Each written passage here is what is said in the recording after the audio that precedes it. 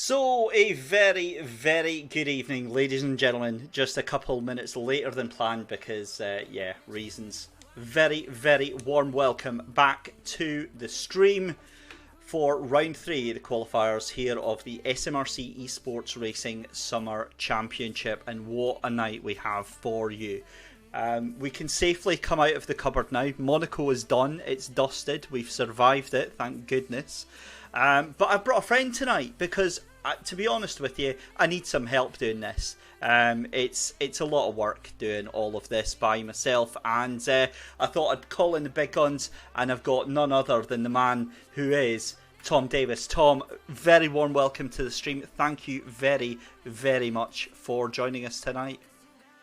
Yeah, thanks. Much for it. It's great to be here, and can't wait for Ginettas around Silverstone National. Can't think of anything more classic British motorsport. It is iconic, isn't it? Because obviously we're here at Silverstone National. We've got 10-minute qualifying, which has just got underway just now, and then a 10-minute race. And these cars are a lively, lively thing, aren't they? Yeah, they're really, really hard to balance in terms of going fast. You want to get the front end turned in and then deal with the back when it begins to become a problem, but that can really easily lead to spinning them, so you do need to be careful. Well said, well said. So the Ginetta GT5 Championship is where we are at tonight. And let's have a little look at what we have got up in store for you just now. PlayStation Heat 1 is up first. Now, we have changed things about slightly. We have got 15 cars remaining in the PlayStation Heats. And what will happen is that in the Xbox heats, we're actually going down to 10 players in each of the heats. Now, that is to ensure connection stability. We've seen some of the issues that go on with that, and at the request of the drivers, we've brought them in. A very good evening to Angus Scrivener and to Daryl Adams. They are in chat as well. Good evening, gents. Hope you had a wonderful day enjoying this beautiful Scottish sunshine outside. But here we go then. Andrew McIlvride, Glenn Alcott, Kevin Barry, Chris Drummond, Kieran Preedy, Stuart Anderson, Darren Allen, Ewan McKenna, Mark Geraghty, Oliver Stewart, Kenneth Brewster, James McCracken. We've got Andy Sedgley, Thomas Comer and Stephen Henderson are your runners for tonight. Again, it's going to be 10 minutes. And I think what we'll do is we'll take a very, very quick break, and we'll actually do a little bit of a guide around Silverstone. Because, Thomas, what's your thoughts on Silverstone as a track? Silverstone as a track, really, really like it. It's all about flowing through the high-speed corners, so it can be really tricky to just balance it on the edge of the T-Zone through every single corner. Just turn after turn, you're on the limit everywhere, and it can be really fun or really taxing if you don't get it right. Yeah, absolutely spot on. And we had a bit of a debate this morning because obviously we were doing our mic test and getting everything set up, and we were having a look because I'm not 100% familiar. Silverstone National is not a track that comes naturally to me. I'm much more used to the GP layout, for instance, where Maggots goes straight on through into Beckett's. And, you know, there's a bit of confusion because that right-hander just after Maggots, we were trying to understand what the actual name for it is, weren't we? Yeah, everyone seems to disagree. So if you were to go by the Clio Cup, for example, they tend to call it Beckett's, but Beckett's is a left-hander, so that couldn't be right. So we did a little bit of research. We've discovered that turn 3 is in fact called Aintree, so I'm sure that'll come up plenty of times throughout this evening, and you will never forget it ever again. Excellent. Right, okay, so let's go and have a look.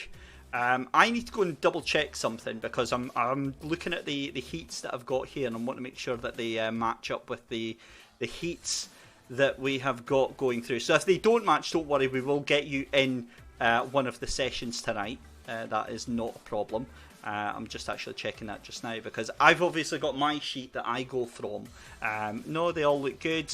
I got a message. That's what it was. I got a message from Annie Butterworth saying that she hadn't received an invite. Annie, you are in Heat 2, so you will be up next. Anyway, let's take a very, very quick look round at Silverstone National then, and we'll jump on board. This is me.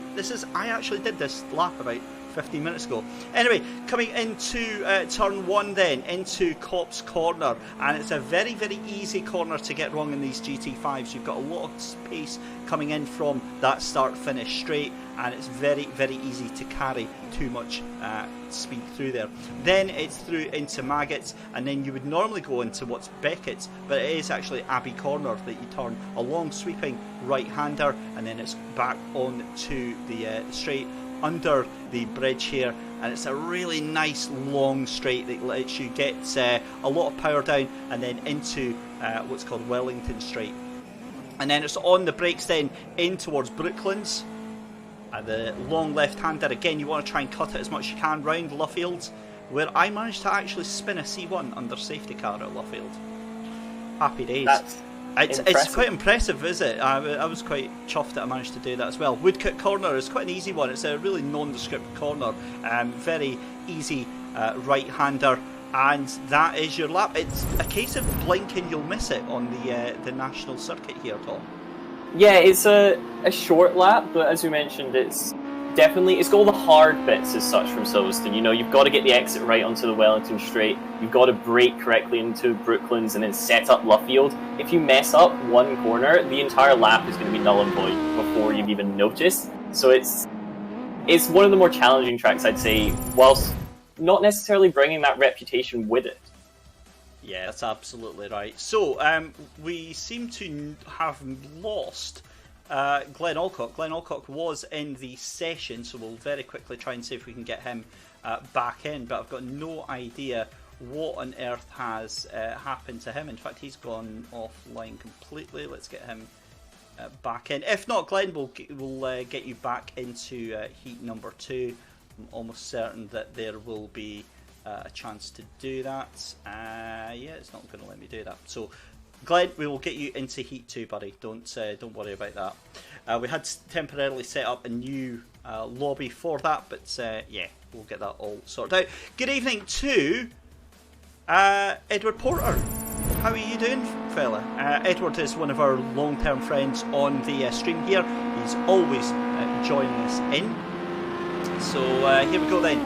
At the top of the timing tables so far then, it is Kenny Brewster 1:02.424 from Corrupted Tree. That's Stuart Anderson that is up there. And then let's have a look who else we've got. Andrew McIlwright up in 3rd place as well. So really not a lot to choose from in the times here, Tom, with just 2.5 minutes left to go. About a second and a half between the top 10.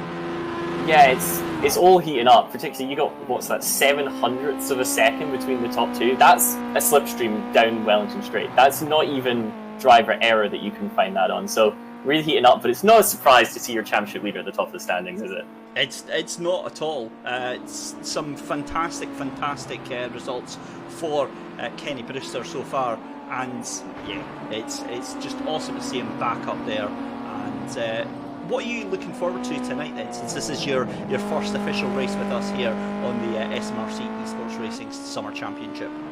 I'm looking forward to hopefully some hard racing. They're Ginettas, they can be pushed a little bit, but hard but fair racing and plenty of fun. It's the Project Cars, it's the Summer Championship. Everyone just wants to have a good time and enjoy either watching or driving these cars around Silverstone. I'm here to have fun, everyone in chat's here to have fun. Let's just enjoy it all, let's say. And Kenny, he's been topped at the top of the screens. It's not even a tenth that he's lost out by, but he's not there and he's going to have to find some improvements. Yeah, he certainly is, and that is a great time there going in from Andrew McIlwright there, 1:02.332. Edward Porter, it is 7 cars out of the PS4 heats that go through to the final. We are running 2 separate heats tonight. Obviously we do the PlayStation 4 and then we do the Xbox. We've had a small change after some feedback from the Xbox drivers to say that we're doing smaller groups just to make sure that the connection is stable for everyone. So 10 car groups, and that means that 3 cars per group will go through to the final, and it'll be a 9 car race. Thomas O'Connor, hard racing equals carnage incoming. No, it's not Monaco. We're past that. We're better than that. Come on. Cormac Patterson, good evening, my good buddy. Thank you very much. Things have been very quiet in the DC Appreciation Society, so yeah, I'll have to get myself on top of that. But 26 seconds, left to go in the session, and it's still Andrew McIlvright at the top of the table, 62.332 at the top there. We see Kenny Brewster has a 62.424. I think he is into pit lane. He is indeed. Stuart Anderson, 62.5 there, and then in fourth place is going to be Haggis 117. That is of course Oliver Stewart in fourth place. Thomas Comer in fifth with a 62.821. In fact, let's see what Oliver can do as he goes across the line just now. Can he improve? No, he can't. That's going to be his qualifying done and dusted. Thomas Comer, fifth place. It's then going to be Kieran Preedy in sixth place with Ewan McKenna in seventh. And then in 8th place is Kevin Barry. 9th place is going to be Chris Drummond. We've got 10th place is Stephen Henderson. And then at the back is Andy Sedgley, struggling to get a competitive time in, 106.273. And that is your 11 cars. A few cars not able to make it tonight, and then we have Glenn Alcock, who we will furiously be trying to get back into heat number 2. He was in this first heat, so something has happened in the lobby. Well, what do you say, Thomas? This is shaping up very, very nicely, because we see some very respectful driving in the PlayStation. Yeah, 4/10 separating the front two rows of the grids. It's not much breaking into cops, so you can expect that battle to go on throughout potentially the first 2 or 3 laps even, especially with the slipstream down Wellington. I'm looking forward to this. I reckon Brewster, he's got the pace to win it over the course of an entire race. It's just the question of how much is he willing to risk, because it is, after all, just the heat. He only needs that top 7 finish. Now, you say that like this is a even thinking, well thought out group of racers, but yeah. You've obviously not seen the rest of the championship. But yeah, I could stand to be corrected here. Absolutely, they're all racers. They're not going to want to finish second, but and some element of use your head, guys. Come on, surely.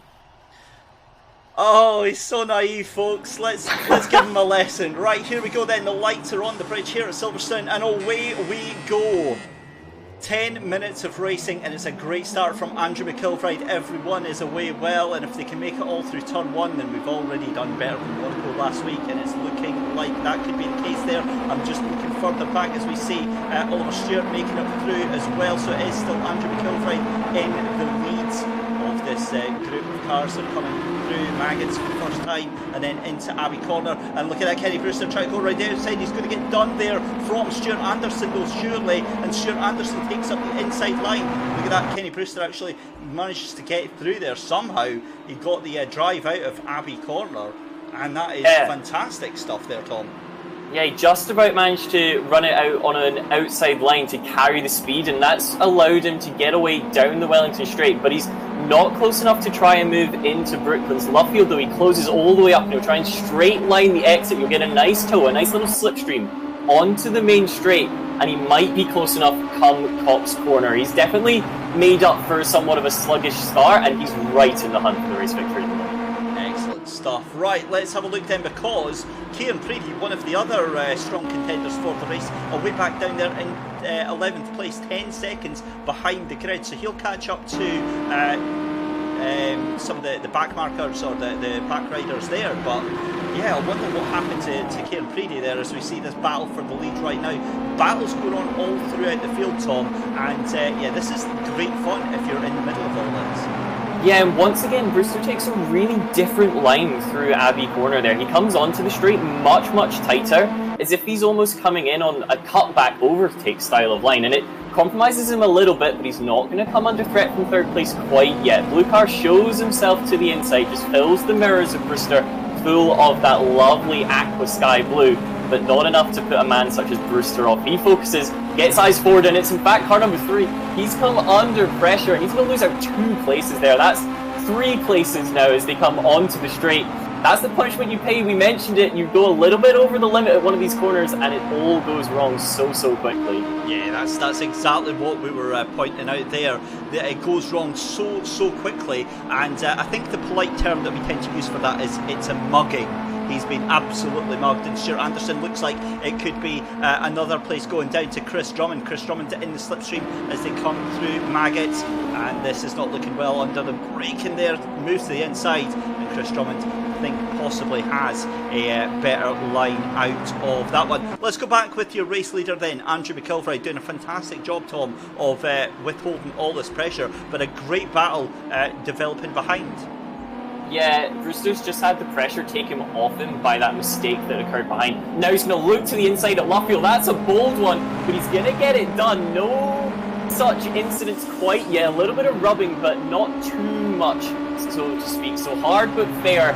Brewster takes the lead, and he's already beginning to put a little bit of a distance, using the fact that it was an aggressive overtake to put 3-4 tenths in him already, and now Brewster's got to go. You don't make that kind of overtake this early on if you don't think you can just pull away and win the race nice and easy. Yeah, we'll see, because McIlvride's got a lot of pace coming through Copse Corner then, and look at that, forcing him wide on the exit. And how has that happened? McIlvride's already taken the lead on the entry to Abbey Corner, as we see Brewster's going to try and get the run out, gets the cutback, and Brewster moves back into the lead here. Incredible action with 6 minutes left to go, and this is a whole world away from last time out at Monaco. It almost looked like Brewster skipped a gear there down onto the straight between turns 1 and 2. That's how slow he was, and as you mentioned, got pushed out onto the grass, did Andrew, but he managed to cope with it, got back onto the racing line, and then Brewster, that almost identical line to what we've seen the past couple of times around, just coming in, get it nice and tight, get the power down in a straight line, and exit well, but it's not over and done yet. Further down the field, of course, we've still got that car, made the mistake, cropped a tree. He's got work to do, but he is in that top 7, remember that's what counts, so he'll be frustrated that he made the mistake, but he doesn't need to do anything silly as a result of all that yet. Yeah, he just needs to hold on. Stuart Anderson down there in 5th place behind Kevin Barry, and they're side by side as they come in Abbey Corner. It's a battle of the late breakers again, and it's going to be Stuart Anderson round the outside, but Kevin Barry gets a great run on the inside, and he's going to hold on to that 4th position there. 5 minutes left to go in the session, and have a look at this, because Kenny Brewster, it's now a 3-car battle for the lead. We didn't see that one coming at all. Oliver Stewart now joining into this little train as well, and the lap times have gone down by about a second for these top 2 as they're fighting it out. Oliver Stewart could be sitting in the pound seats right now watching these two, and I bet he's rubbing his hands together right now. Yeah, Brewster's right on the limit. He was drifting the car through Brooklands, and he's, as a result, compromised his line through Luffield, through Woodcote. That's going to give his opponent the inside line into Copse. He's going to sweep round the outside, though. That's bravery and respect amongst the drivers if you've ever seen it. Instead, it's now Oliver Stewart getting involved. He gets the best line through Copse, and he's going to take the lead. 2 cars, 1 corner. Thank you very much. Brewster's still got something to say about that, however. He's going to look for that traditional line. He goes into, cuts it back to the inside. You'll see that yellow car appear at any moment. His exit not quite there, though, and it is in fact Andrew, I believe, who gets the best exit, and they will tuck into line, slipstream their way down, and try it once again. 4 minutes left in this race. That's plenty of time to do all that 2 or 3 more occasions round. Yeah, this is starting to get a little bit touchy-feely for my liking between these 3, as we see Andrew McIlvright up into the lead, but Oliver Stewart to come from absolutely nowhere, from no man's land, and put it up into P2 and temporarily take the lead. You wouldn't have put it past them, but it was a little nudge from Andrew McIlvright that made it happen. They're coming along the start-finish straight now. We're riding on the chase cam of Kenny Brewster into Copse Corner, and look at the speed that Oliver Stewart has got right now. He is on the tail of Andrew McIlvright. Andrew McIlvright takes the defensive line very, very early on, and takes the wide line. He's outbraked himself, and that allows Oliver Stewart to get a really, really good run out of Abbey Corner there. This is fantastic racing, and more of this please tonight. Yeah, he gets to the inside, but that then becomes the outside on the run down to Brooklands, and all of this fighting It initially brought Stuart into it, now it's bringing Brewster back into it. Brewster looks to the inside, brakes late and hard. That will give him track position, but it won't give him the fastest line into Luffield. It doesn't matter. Brewster back into P2, that's where he started the race. He's oscillated up to first, he's then been back down to third, and all that just to end up where he started. But 2 minutes to go, 2 minutes 30, sorry, as they come around Woodcote, all slipstreaming, and they'll try it once again because they've got almost 3 seconds over 4th position. They've not got to worry about this in the slightest. It's just a battle for pride amongst these top 3s. They come through Cops one more time. It's going to be tight, and you can see the cars are almost in reverse pace order as they come in there. Again, Andrew McIlbride forced to the inside, covers it. It's going to do well, but we've seen Brewster. He likes that outside line. He'll brake hard on the outside, cut it in, get the car pivoted, and then accelerate as hard as he can in a straight line. That's exactly what you're seeing here. He's got the run out the corner. He'll get a double toe down the straight. Is he able to make use of it? Can he outbrake the 2 cars in front of him? The Haggis man in front, that's the one he's got to take first. But Kenny, not quite close enough. He's not the championship leader because he's stupid. He's the championship leader because he knows when to push and when not to. And he's just going to go to the outside, maybe looking for a little bit of a cutback, but he won't get the car in front quite that easily. These guys are smart. These are good drivers. And a simple cutback through Luffield, not going to cut it up this level. Yeah, absolutely not. This is a fascinating battle, and we will try our best to give some of the other battles further down the field a little bit of coverage as well. In fact, we won't do that just now. But what a race we've got going on here as we see Kenny Brewster making a little bit of a mistake here. Let's go further down then as we see that battle's actually getting closer. Stuart Anderson in 4th place now, down to 2.5 seconds, but he has got Kevin Barry behind him, hot on his heels, and Chris Drummond coming into play for that battle as well. And we've got a cracking little fight here between Ewan McKenna and Stephen Henderson. Stephen Henderson fires it up the inside, there's contact, and the pair of them go off at Abbey. That means that it's Ciarán Preedy back up to 7th place, and that is a disaster for those two, and it was a little bit too aggressive, and that is what happens here at Silverstone National. Meanwhile, back with your leaders, 42 seconds left to go in this first qualifying heat for the PlayStation 4, and it is still Andrew McIlbride from Oliver Stewart, and then Kenny Brewster in 3rd place. Oliver Stewart has got the run on Andrew McIlbride. He's going to try and take the toe, and it's going to be too wide into Cops for the second to last time. He backs out of it and thinks better, tries to get a better line out this time, and that means that Kenny Brewster is going to join the party as well. This is setting up to be a wonderful finish. Yeah, Brewster getting right in there. It almost looks like he's just conserving himself. He knows he doesn't need to make the overtake yet. These two are bound to get involved with each other. They're bound to go side by side through one of the corners, and when that happens, Brewster's going to be there. He's going to be looking for the exit speed. He tried it there out of Abbey corner, but he wasn't quite near enough. And in fact, it's still going to be Andrew McIlbride at the front. He's got track position, and he's not too worried about defending into Brooklands notably. He's confident on the brakes, and as the lead car, that's where you need to be. He'll run it a little bit deep, and it's in fact Brewster who was hassling Oliver Stewart behind. And as a result, he's going to lose out a little bit, doesn't get the best traction out of Luffield. We come through Woodcote, and this will be the final lap, I believe, that they're about to start. Brewster looks to the inside. It's not quite going to be close enough this time round. That is the final lap, sorry. Yep. So that is going to be Andrew McIlbride taking the win, Oliver Stewart, and then Kenny Brewster complete the top 3. And of course, all of these guys qualify. The big incident was when those 2 cars further in the field took each other out. 1 lap left to go. And as a result, I believe one of them lost out on the qualification, did they not? Yeah, in fact, both of them have, because that was between Stephen Henderson and I'm struggling to remember who the other one that was involved in that with. I think it was Ewan McKenna, actually. Ewan McKenna disconnected, and it is indeed going to be then Andrew McIlbride, Oliver Stewart, Kenny Brewster, Stuart Anderson, Kevin Barry, Chris Drummond, and Thomas Comer, who qualify for our final. So an awesome result there. We'll save the replay on that. We'll take a very, very short break, and when we come back, we will be back for heat number 2.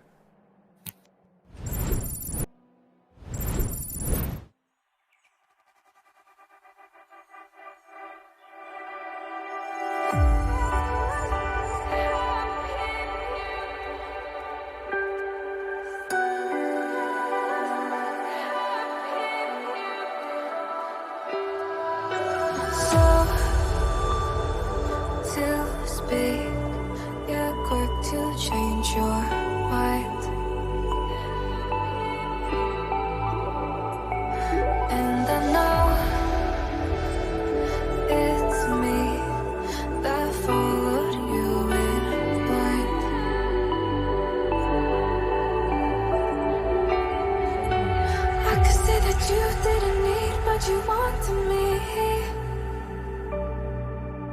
Maybe I was wrong, even once wasn't anything. So if we had another chance, I would never let you steal my glance. Bring me back to life.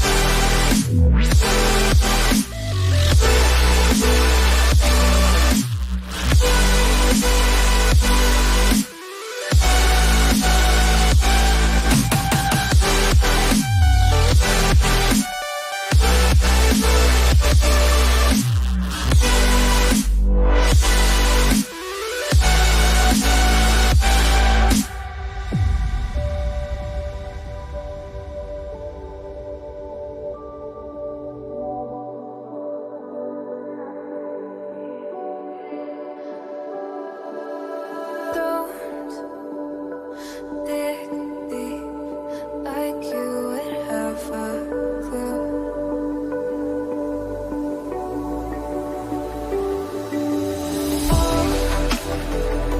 All I see is how I was a fool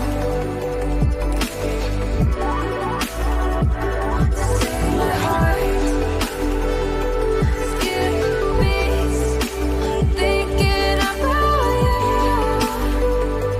Whoa. I could say that you didn't need what you want to me. Maybe I was wrong, even once wasn't anything. Yeah, I could say that you didn't need any part of me.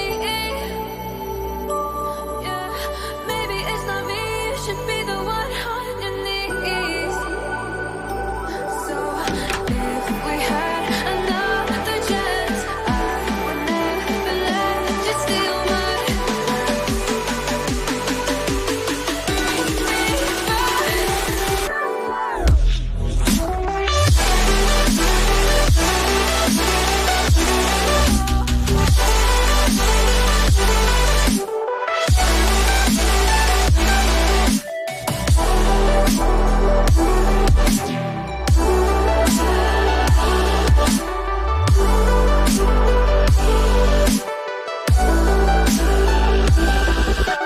If we had another chance, I would never let you steal my glance.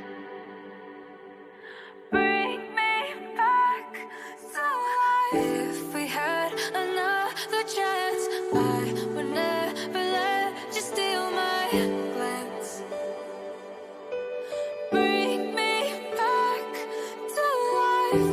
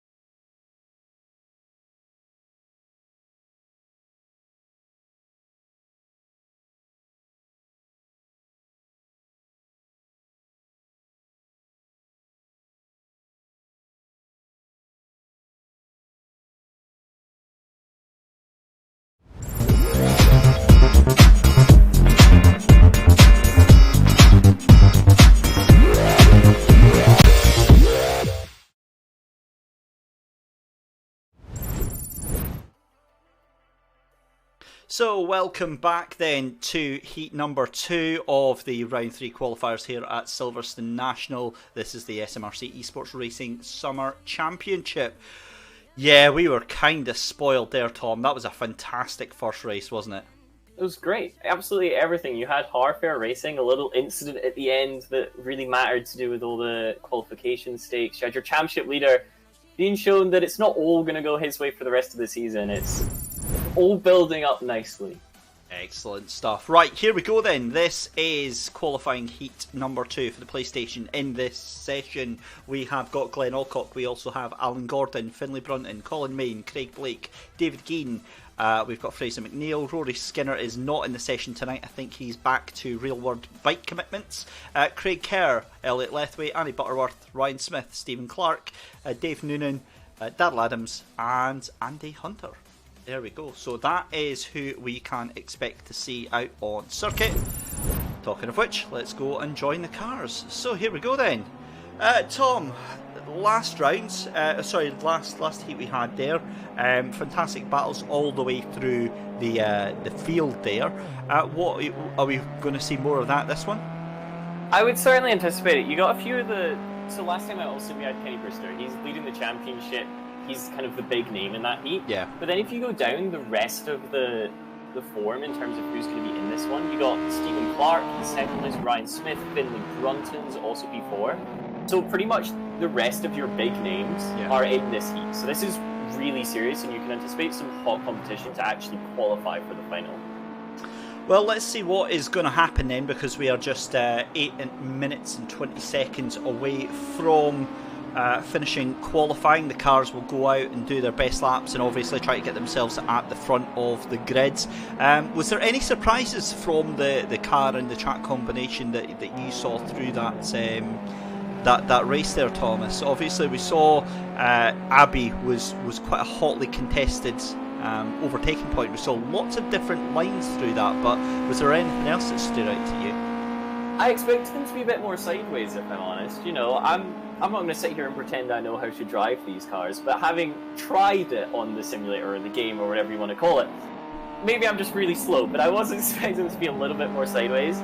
When you think about it though, you know, it does make sense that they're trying to keep it in line. These cars only have about 150 brake horsepower, you know, top speed 130. It is all about keeping it in line. If you can almost imagine it being like driving a really big go-kart. It's all about conservation of momentum, as you speak about that. As we see Dave Noonan, going. I think he thought it was the GP circuit. He was going straight on it to Maggots and Beckett's there, but yeah, somebody else that has done exactly the same. They've decided, you know, maybe that's the racing line. Someone else has got it in it. I'll give it a wee go, see if it's quicker. I can pretty much guarantee that is not going to be quicker. Conservation momentum is all very well, but do need to use the brakes into Abbey Corner. I think the marshals are going to have something to say about those track limits being exceeded all the time, but there we go. Stephen Clark, 102.9 away, so the first man under 103s was the 102 that took pole position in heat number 1, so it'll be interesting to see how we get on with that. We've got the 13 cars are in qualifying just now. Dave Noonan is currently the only man not to have set a time, but yeah, we've got about 1.8 seconds split in 9 cars, so again very, very close at the top. Yeah, extremely. And like we saw last time out, as soon as you have a little battle here and there, a little bit of the slipstream down each of the really 3 big straights on this track, one a little bit seconds just disappears. It's really nothing come race pace, so another one is shaping up nicely for us. We're being treated well by these guys. Yeah, this is the calm before the Xbox storm, if last time round is to anything to go by.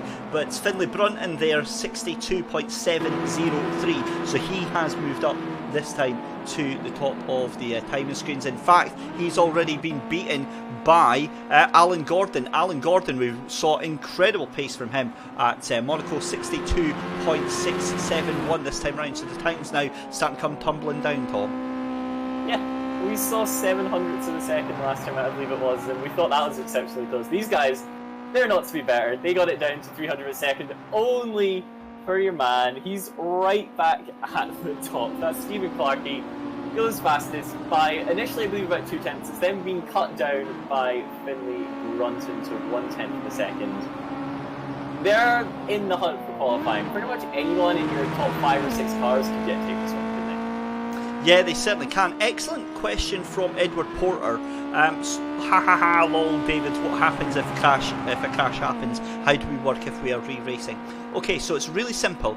If the race, when we get into the race, if the race, for whatever reason, we disconnect or crash out before 2.5 minutes is left in the session, that's it. We restart the race. All the drivers get told that. They've been briefed that in their notes and all that sort of stuff. So if it's before 2.5 minutes left to go in the session, 75% of the race being completed, then we will restart the race. If it's after that, then we will look into making the results stick. Because obviously what happens is we run the server, so the other people connect to us, and then we have no valid way of ensuring what's happened and making sure that the results stick. Because we had it last time at Monaco, where we had loads and loads of issues and we had to restart the server and things like that.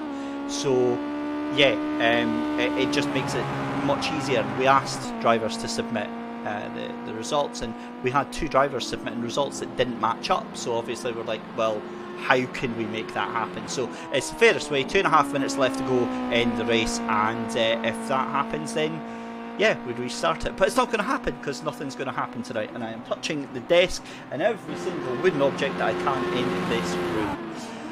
3.5 minutes left to go then, and it is still Stephen Clark who is back up to the top, 102.432 from Mr. Craig Blake, 62.472, and then it is Finley Brunton, 62.534, Alan Gordon in 4th place, 62.6, and then it is Darrell Adams with a 62.996, and then Andy Hunter is the other one that we get mixed up with, Tom, the 2 Wees as we call them.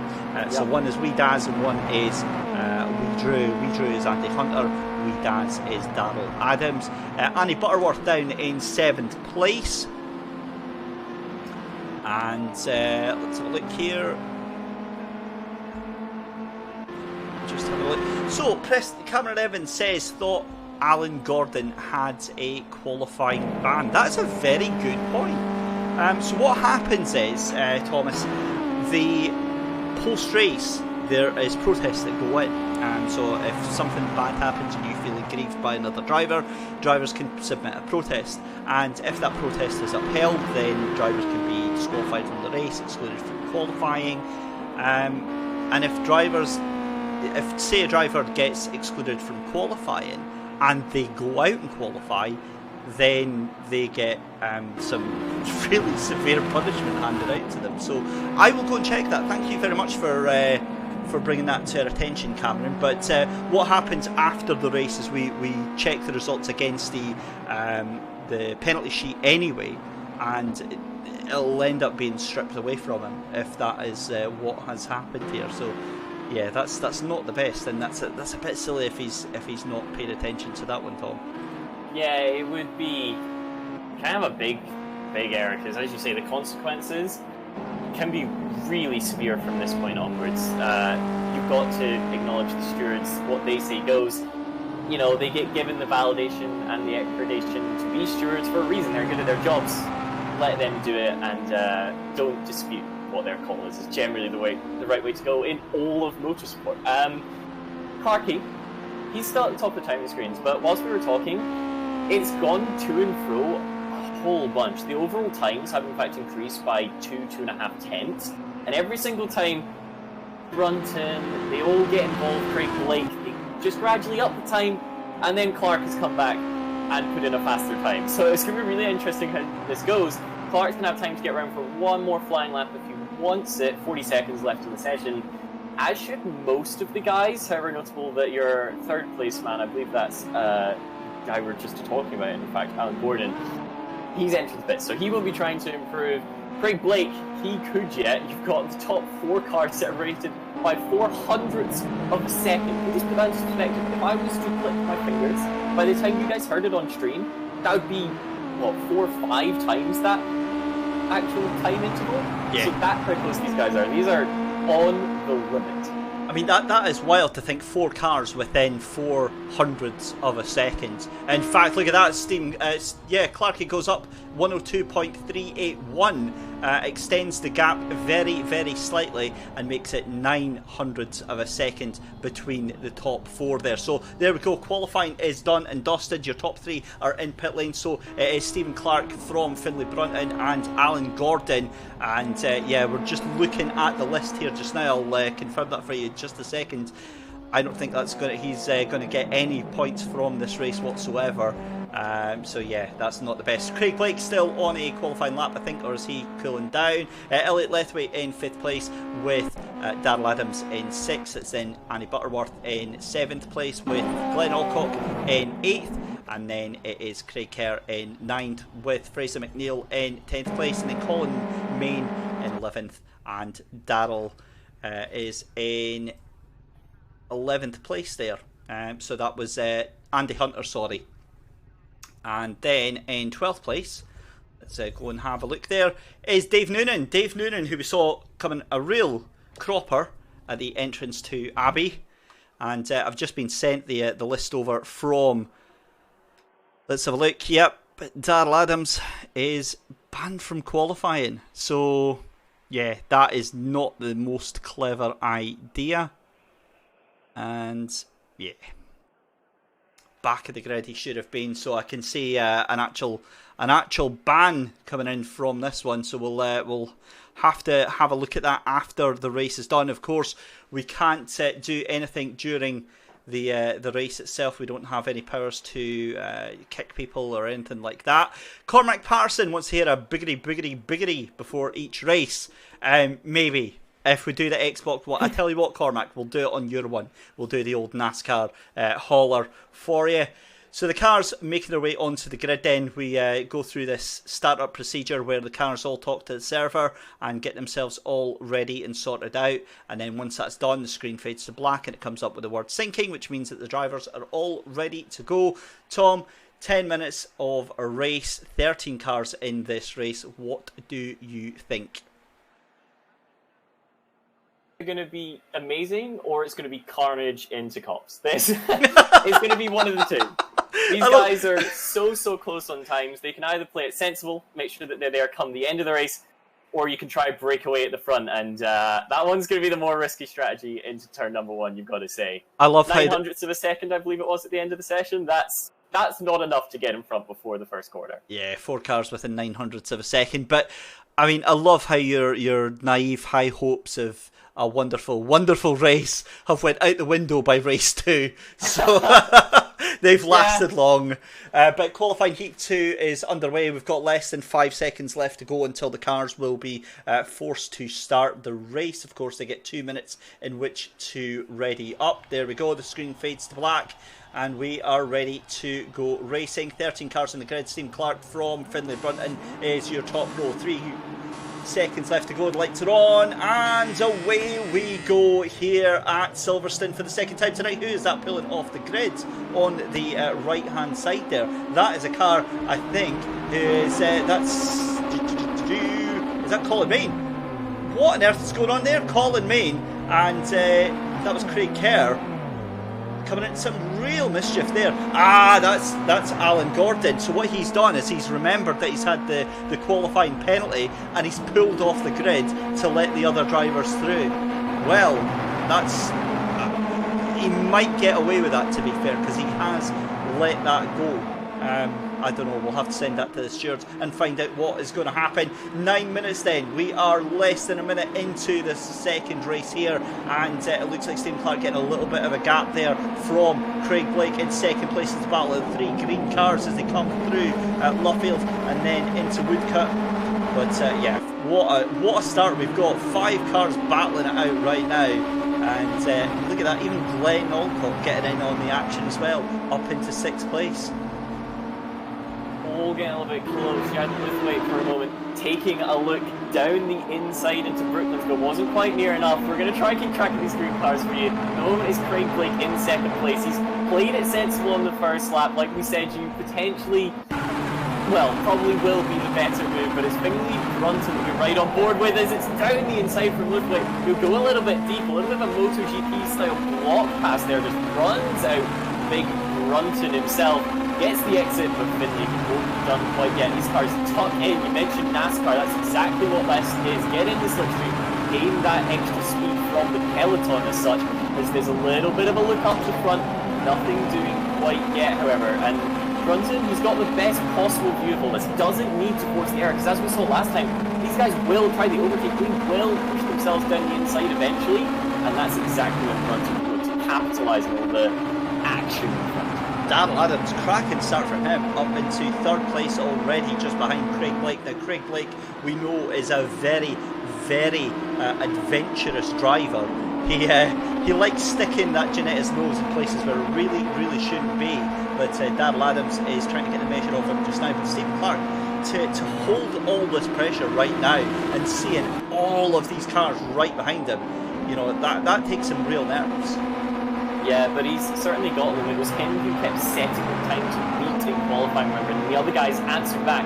In the end, Stephen Clark came out on top, and that's exactly what he's doing at the moment. He's weaving around an attempt to break the slipstream. That's totally fair. He can move as many times as he wants in the straight, as long as he chooses his line for the braking zone. He does that, takes the inside one, but a run around the outside from Clay Blake. This is what we talked about. We've seen a similar incident in touring cars all those years ago, but they get away with it. Doesn't stick the nose in. In fact, he's going to come under pressure from Darrell Adams, yeah. Behind them. Darrell Adams in third place is sticking his nose up on the inside there, and I think he's possibly going to take it. Oh no, this means it's going to be 2 wide going into Cops, potentially 3 wide, because look at that, Elliot Lethwaite's trying to get involved as well. This is never going to work. What is going to happen, guys? Darrell Adams makes the move, sticking. Elliot Lethwaite getting his elbows out and tries to take that place. Wow. What an awesome beginning to this race. We're barely 4 minutes into it and we're already seeing all sorts of battles going on as Elliot Lethwaite loses out there. But Finlay Brunton, the big loser in that little battle there, he's going to try and take Elliot Lethwaite as they're almost 3 wide. That camera angle is so deceiving because it makes them look much further than they actually are as Elliot Lethwaite slips down into 5th place. And look at this, Glenn Alcock up into 5th place. That is going to be his best performance so far this season as we see Craig Blake gone very, very wide.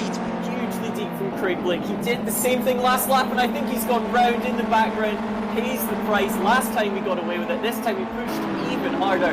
He's way down the order as a result of that. He'll still be dropping, I believe. Yeah, he's shown in third, but he is going to have a massive time penalty. He's going to have to drop all the way back to hand that place back. And indeed it is 6th place he drops into. He's actually lucky because he got a lot of time off of that. And look at that, Glenn Alcock up into 4th place. Making hay whilst the sun shines. He didn't make it into that first heat, and he's here to prove why he should have been there. He's already up to P4, and he doesn't look like stopping there. He's kept it calm, as we mentioned, took advantage of these green cars all just pushing each other off the track. And that slightly calmer livery, black and red, much like a classic colour scheme, just making its way up the order as now it's Finlay Brunton taking a look down the inside of not quite his teammate, but it's definitely the same livery. All this is allowing Clarky Stephen, he's getting away at the front, and that's exactly what he's looking for. He put it on pole, the times were so close, and if he got lucky, the battle wasn't with him, it was behind him. I've got a bad feeling about these two, about Darrell Adams and Finlay Brunton. I strongly think that we're going to see Glenn Alcock potentially getting his first podium here, and what a moment that would be. But let's have a look here as Craig Blake actually gets a drive-through penalty, so it's a disaster for Craig Blake, and that'll be because he cut the corner there. He took the entire corner, skipped it, and that'll be a drive-through penalty for him, and that moves Annie Butterworth now up into 8th place, so she's just within sniffing distance of qualifying place. Colin Main currently has that in 7th place at the moment, but we've got a brilliant battle going on 7th, 8th, 9th and 10th here as they come nose to tail through in towards Abbey Corner, and Annie Butterworth fires it up the inside. Colin Main goes very, very wide, and that is going to be Annie Butterworth into that final qualifying position. Meanwhile, back for that battle for 2nd place, and it is still Darrell Adams from Finlay Brunton, and look at that, Glenn Alcock doing an absolute masterclass right now on defensive driving. Yeah, he just discouraged the move. He didn't necessarily cover the inside. He just put his car in the middle and said, if you want to try it, you can try it. I don't think you will. And he was absolutely spot on. Left weight, not willing to try it there, and they'll just close up instead through Cop's corner. And this one can be really good. If you get a good exit through there, which it looks like left weight has managed, as further down the field, that battle continues to rage on. You've got to remember, this is for the final qualifying position. They're dicing all around as they come through into Cop's corner. This is for P7 as this contact. Oh my goodness me! Contact. One of the cars in the air, one in the wall, and one God knows where on the track. That is off to join SpaceX. Look at the bonnet just coming down. Oh my goodness me! And huge contact there. From bad to worse. He got involved in that incident. That is 100% going to be a protest. I can absolutely guarantee it, because there was no need for that. The car was recovering, and Craig Blake had plenty of vision of that one happening. And yeah, wow. Meanwhile, I don't know how that's happened, but Annie Butterworth's still in with a shout of getting that final qualifying place. Yeah, Butterworth's still right there, and she takes a look down the inside of Drew. Goes a little bit defensive, not quite going to be able to get back round the outside there. And now Butterworth pulls away. That was the consequence there.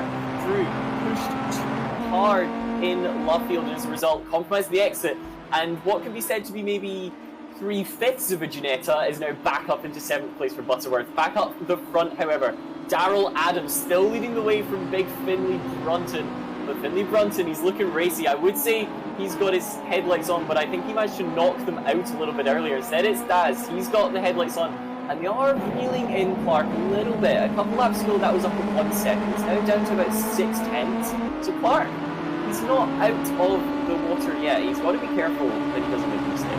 Yeah, a minute and a half left to go in this race, and you're absolutely spot on with that observation, Stephen Clark. The gap coming down now, just 7/10 of a second, 6/10 of a second now, and they are hunting. And I wonder if these two are actually going to start working together, because they're not dicing in the same way that we've seen further down the field. What's happened to Glenn Alcock? He's been overtaken by Elliot Lethwaite there. We didn't see that move, but that would have been on the entrance to Cop's Corner. And to be honest, I think Glenn will be very, very happy with that 5th place. That is a very strong result. Back further down there, Annie Butterworth still in 7th place, with Alan Gordon in 6th place there. He's on his own right now. And look at this battle now, 4/10 of a second. They're right on the back of the leader. This is now a 3-car battle for the lead, Tom, with just 45 seconds left to go. This is going to be the penultimate lap. Yeah, they come round at Luffield for the penultimate time, and then they come round onto the Woodcote Little Kink, of course. Now, Brunton, he's got to make a decision. He's got 1 lap to go. They're so close to the back of the clock. Do they allow themselves to get close enough to potentially try it into Brooklands, or does he push for that move? Does he send it down the inside at turn 3? He's not close enough into Cops. They'll then come a little bit over this small crest and then back down the other side, which is often forgotten. This braking zone through Maggots, it's off camber and it's down the hill. It's so tricky to get the car stuck there, but they all just about manage it. Then come round Abbey Corner onto the straight, all taking near identical lines and getting near identical exits. Of course, they're all going to qualify though. They don't need to try anything silly, but you know, Finley Brunton might as well have a go if he's close enough. He'll take a deep exit in, attempt to run it all the way around the outside. That's not going to work. Instead, cuts it back in, picks up a late apex at Brooklands. He's going to potentially take advantage of a mistake. It's not quite on. Clark also goes a little bit wide, but there's nothing quite on there, and it seems like Clark is going to take the victory in this heat.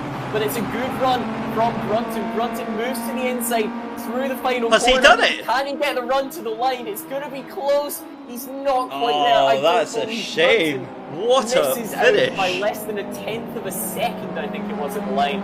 But it was Daryl Adams who managed to pick up the second place just behind Clark, who, you've got to be honest, drove a very good race at the front. So, huge news then. Stephen Clark takes the race win from Daryl Adams. Third place is Finley Brunton. But look at that. Glenn Alcock moves up into 4th place after Elliot Lethwaite gets a time penalty. So that is awesome stuff there. Elliot Lethwaite gets 3 seconds of a time penalty. and that puts him in 5th place. 6th place is Alan Gordon, and then 7th place, and that final qualifying place goes to Annie Butterworth. 8th place is Andy Hunter. 9th place Craig Blake after that dismal performance today, and then Colin Main in 11th place. Wow, what a fantastic race. We'll be back in just a couple of minutes more for heat number 1 of the Xbox.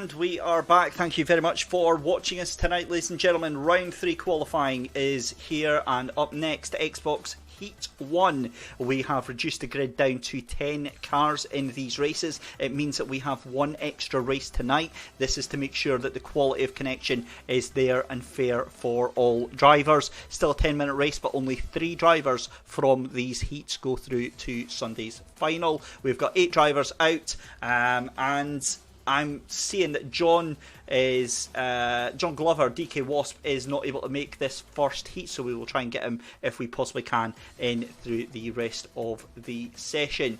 And Ennis Miller not able to make it into this session either, as we just saw. So yeah, let's get this underway, and let's get on to qualifying. Competition, obviously, it's earned itself a little bit of a bad rep, but the competition has been there. So if these guys can keep it clean, the lap time should be as close as what we've seen in both of the previous heats, and we could be in for a good one here.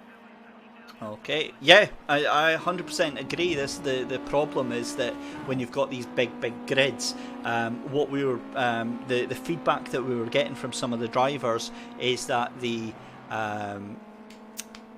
what they were trying to say is that when you overfill the lobby, and it's specifically on Xbox, it messes about with the handling of the car. Your force feedback doesn't work as well, and so we have to take that into account. So we'll try out the 3 heats of 10 and have to do it that way. Obviously it means that not as many qualify for the final, but at the end of the day there's no point hosting the competition if the drivers aren't able to race properly. Yeah, of course, that logic makes perfect sense. I'm sure it'll make sense to everybody out there as well. As you mentioned, only top 3 going to progress, and last time out, the PlayStation qualifiers, you know, we had battles down the order, but it was the really good battles. They were happening up for those top 3 positions, so if suddenly those become for qualification to the final, the stakes are just that little bit higher this time around, and I'm certainly looking forward to it, that's for sure. Yeah, it's going to be a fantastic race. 8 out of the 10 cars that are due to be in this heat are in here. We are missing John Glover, who may join us later on, and we are missing Ennis Miller, who I believe, if I remember checking the SMRC eSports inbox, I'm pretty sure he messaged to say that he wasn't able to take part tonight, so that would explain quite a lot. And in fact, no he didn't.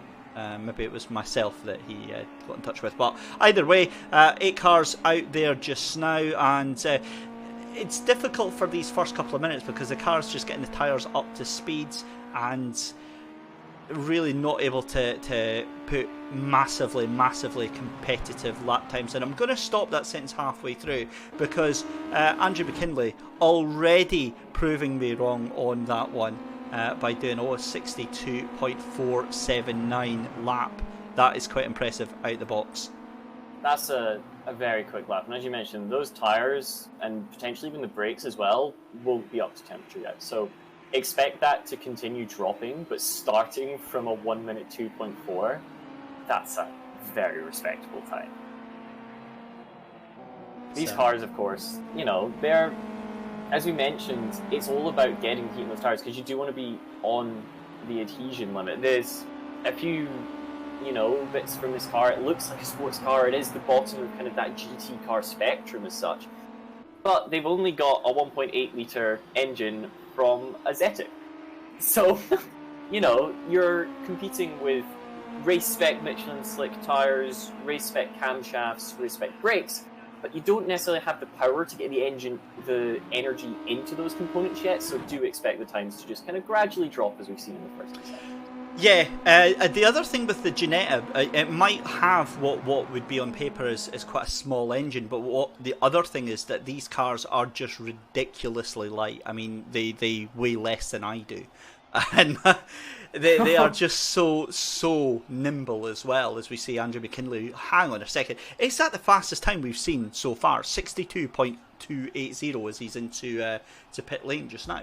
I believe it could be. Someone in chat will no doubt tell me I am wrong when I commit to that statement, but I think that could be the fastest lap we've seen today. You mentioned the weight. These cars are only 805 kilograms. There are people in strongman competitions who bench lift that plus or squat that, sorry, plus a little bit. You know, that's how light these cars are. There are people who could pick this thing up. Let's have a look. Right, I'm just wanting to have a check because Michael Weddle sent me through the list of the penalties, and to clarify, it's in the rules. If you get a back of the grid penalty and you take part in qualifying, then it's a DQ. Well, it's supposed to be a DQ. I think what will happen though is, and Alan Gordon might get away with that because he did lose more time by doing that, by going off the track, than if he'd started in last position. So let's go and have a little look through here then, because I'm just having a look at the sheet that was given to me by Michael Weddle. Thank you very much, Mr. Weddle. So for the Xbox, we have Cormac Patterson with a penalty. He is back of the grid. For Cormac Patterson again, recent instance. Let's have a look. Bryn Hawkins is to start at the back of the race, back of the grid for next qualifying. And then we have got Josh McNabb. So I don't think we've got anybody in this qualifying session that is affected by that. No, everybody's... In fact, actually, hang on. Cormac Patterson is on Andrew McKinley. So that is a huge thing. That's your pole sitter. Andrew McKinley got a warning. Right, sorry, completely misread that. That's completely my fault, guys. False alarm. Warning to Andrew, and the next offence will be back of the grid for next race. So, yeah, I can calm myself down after that. I'm going to blame this JPEG that Michael sent me. It's not exactly, it's not clear, but yeah, there we go. So nobody in this one is affected. Hang on. I was absolutely spot on. Do you know what it was? Was because Andrew appears twice in the protest list. So he appears at the top, and he got a warning for it, and then he appears again in the final, and then so he's back of the grid for the next qualifying race. So he should be at the back of the grid. And I'm wondering if maybe it looks a little bit unclear, but that's certainly Andrew McKinley should be at the back of the grid, 100%. Yeah, so we'll keep our eye on that. Obviously, he might do what we saw last time and end up pulling off because he's just heard us talking about it on stream and it has been reminded. If not, and he's up there at the front, keep your eye on positions 2, 3, 4, because those will suddenly be the important ones, won't they? Yeah, they absolutely will, because we've only got 2.5 minutes left to go, and there's only 8 cars in this heat. And the gap is only 9/10 of it. In fact, it's 1 second from first place back to 6th place of Ross Dunn. Yeah, it's very close, and as we've mentioned time and time again, 1 second, that's nothing. You can easily find a second over the course of a race. You're not going to have to worry about that. It's more in the gap at the top that I think is really interesting. Obviously, you got 3/10 between the top two, and then another 3/10 or so between second and third. Then you got third, fourth, fifth. They're all covered by less than 0.2 of a second. 1.8, I believe it is. Yeah, some crazy... That is going to be really close. And if we're talking about positions 2, 3, 4, that is for the final qualification spot, that duel. So keep your eye on that one, folks. So we've talked quite a bit, Tom, about penalties, and can I just point out one man who is doing it absolutely by the book, Josh McNabb. He got a back of the grid penalty from the last race here, and he is down in 8th place because he has remained in pit lane through this. I can't see, with the way that Andrew McKinley has gone through this, I can't see this not being a disqualification. Again, we'll see, but yeah, they really need to keep an eye on those penalties and make sure they are ahead of the game on this. So, 3 qualifiers going through from this round. 50 seconds left to go. Andrew Gilman in 2nd place, 62.657, and then it's John Duncan in 3rd place with a 63.039. So the spread is quite big in this group because we've gone from 62.2 all the way up to 63.2. Yeah, we talk about that as if it's a lot because obviously we've seen the top 2 cars being covered by less than a tenth recently. But in the grand scheme of things, that's not a whole bunch. And if your first place man is in fact not in the race, then suddenly you're talking about them being covered by just under 7/10 of a second. And then, as we mentioned, the guys beneath that, again, they're covered by 3/10 of a second. So it's a gradual spread, which, if you're going to have a second gap, is what you want, because nobody is significantly faster than the person on either side of them. Also, of course, you got two cars who haven't even set a lap time. So we have no idea as to how fast those cars are, but we do know they'll be starting from the back.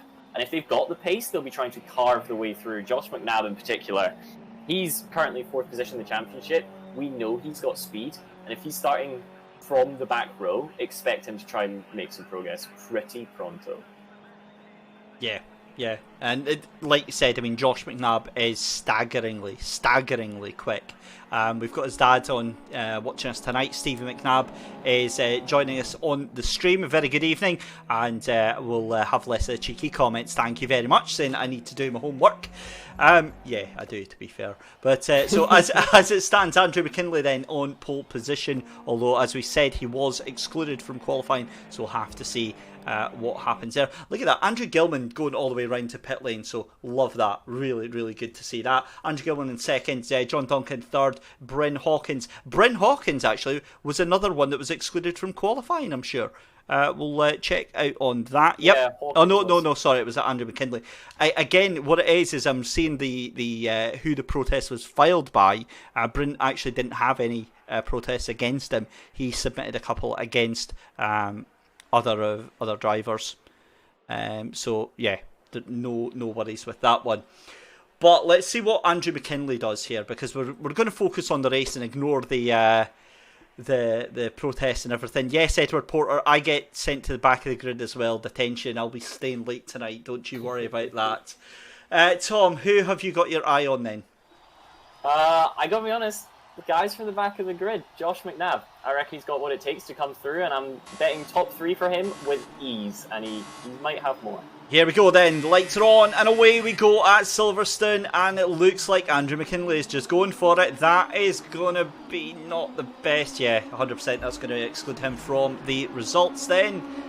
So, it's still Andrew Gilman in second place with John Duncan, and we see a car going very wide there, and rejoining that I think was JRK Racing. That's Jay Kennedy.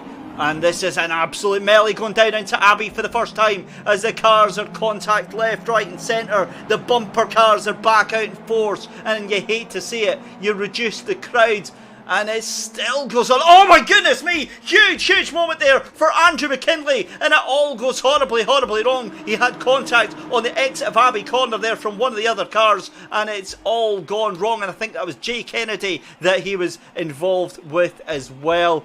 And you hate to see it. 3 cars going through, so we will go back to the top there. Now look at this. It is Andrew Gilman, and who's that in second place? That's Bryn Hawkins. They're duking it out side by side, and it's going to be a 2-car battle into Cops. Yeah, they're right next to each other, wing mirror to wing mirror. They'll be able to look at each other as they come into Cops Corner. In fact, that's the yellow car from P3 also getting involved. A little bit of a NASCAR move. We mentioned that earlier, obviously, and he's going to just slide on through. Once you're pushed out wide, you can't get back to the low part of the track. And everyone's just going to come down the inside. He might yet reclaim that place, however. He got a good run, and they're both going to go deep into Abbey Corner. That's going to be the yellow car. He was 3rd position just a moment ago. John Duncan keeps on making up places, and he leads down the Wellington Straight. The cars that are still in this race, however, still up there vying for that qualification. They're all there. A little bit of bumping happening further back, and that's one of them off the road into the barrier. I'm not entirely sure who that was. That was Ross Dunn that went off. I think that was Andrew Gilman that he went into. Luckily, somehow, he managed to get away with it without too much of a penalty, however. Kind of bounced off the tyre wall and back onto the racing line. A little bit of dodgems, but he'll keep on racing. These top 3, however, top 4, top 5, top 6, they're all right next to each other, and only half of them will get to progress, so they know how important this is. At the front, however, trying to make... Look at that, who is in the lead. Your call. What did we say? Josh McNabb. All the way from the back of the grid, Josh McNabb is in the lead of this race. He was clever. We knew he was likely to have the pace. He's not up there in the championship standings for nothing. He took the penalty. He did what needed to be done. And as everybody was busy playing Hot Wheels with each other, he's shot straight through to the front of the pack, and now he's got to try and make a breakaway. He's already got half a second over second position, and the Duel is in fact currently in third place, as down the inside you can see a little look there from fourth position, not quite close enough on Gilman, however, and in fact he's going to come under threat further back. He's going to lose out onto the outside of Luffield, and suddenly what was previously a challenge for P3 is now P6 is up at the front. Yet more contact. Josh McNabb forced out wide. The car of John Duncan, that yellow one, is going to have the inside line into Cops. You'll be able to defend that, get the braking spot right, keep him on the outside. Does it perfectly. Can Josh McNabb fight back? That was a little bit of contact, a little bit of pushing through Cops, but he's going to get away with that one.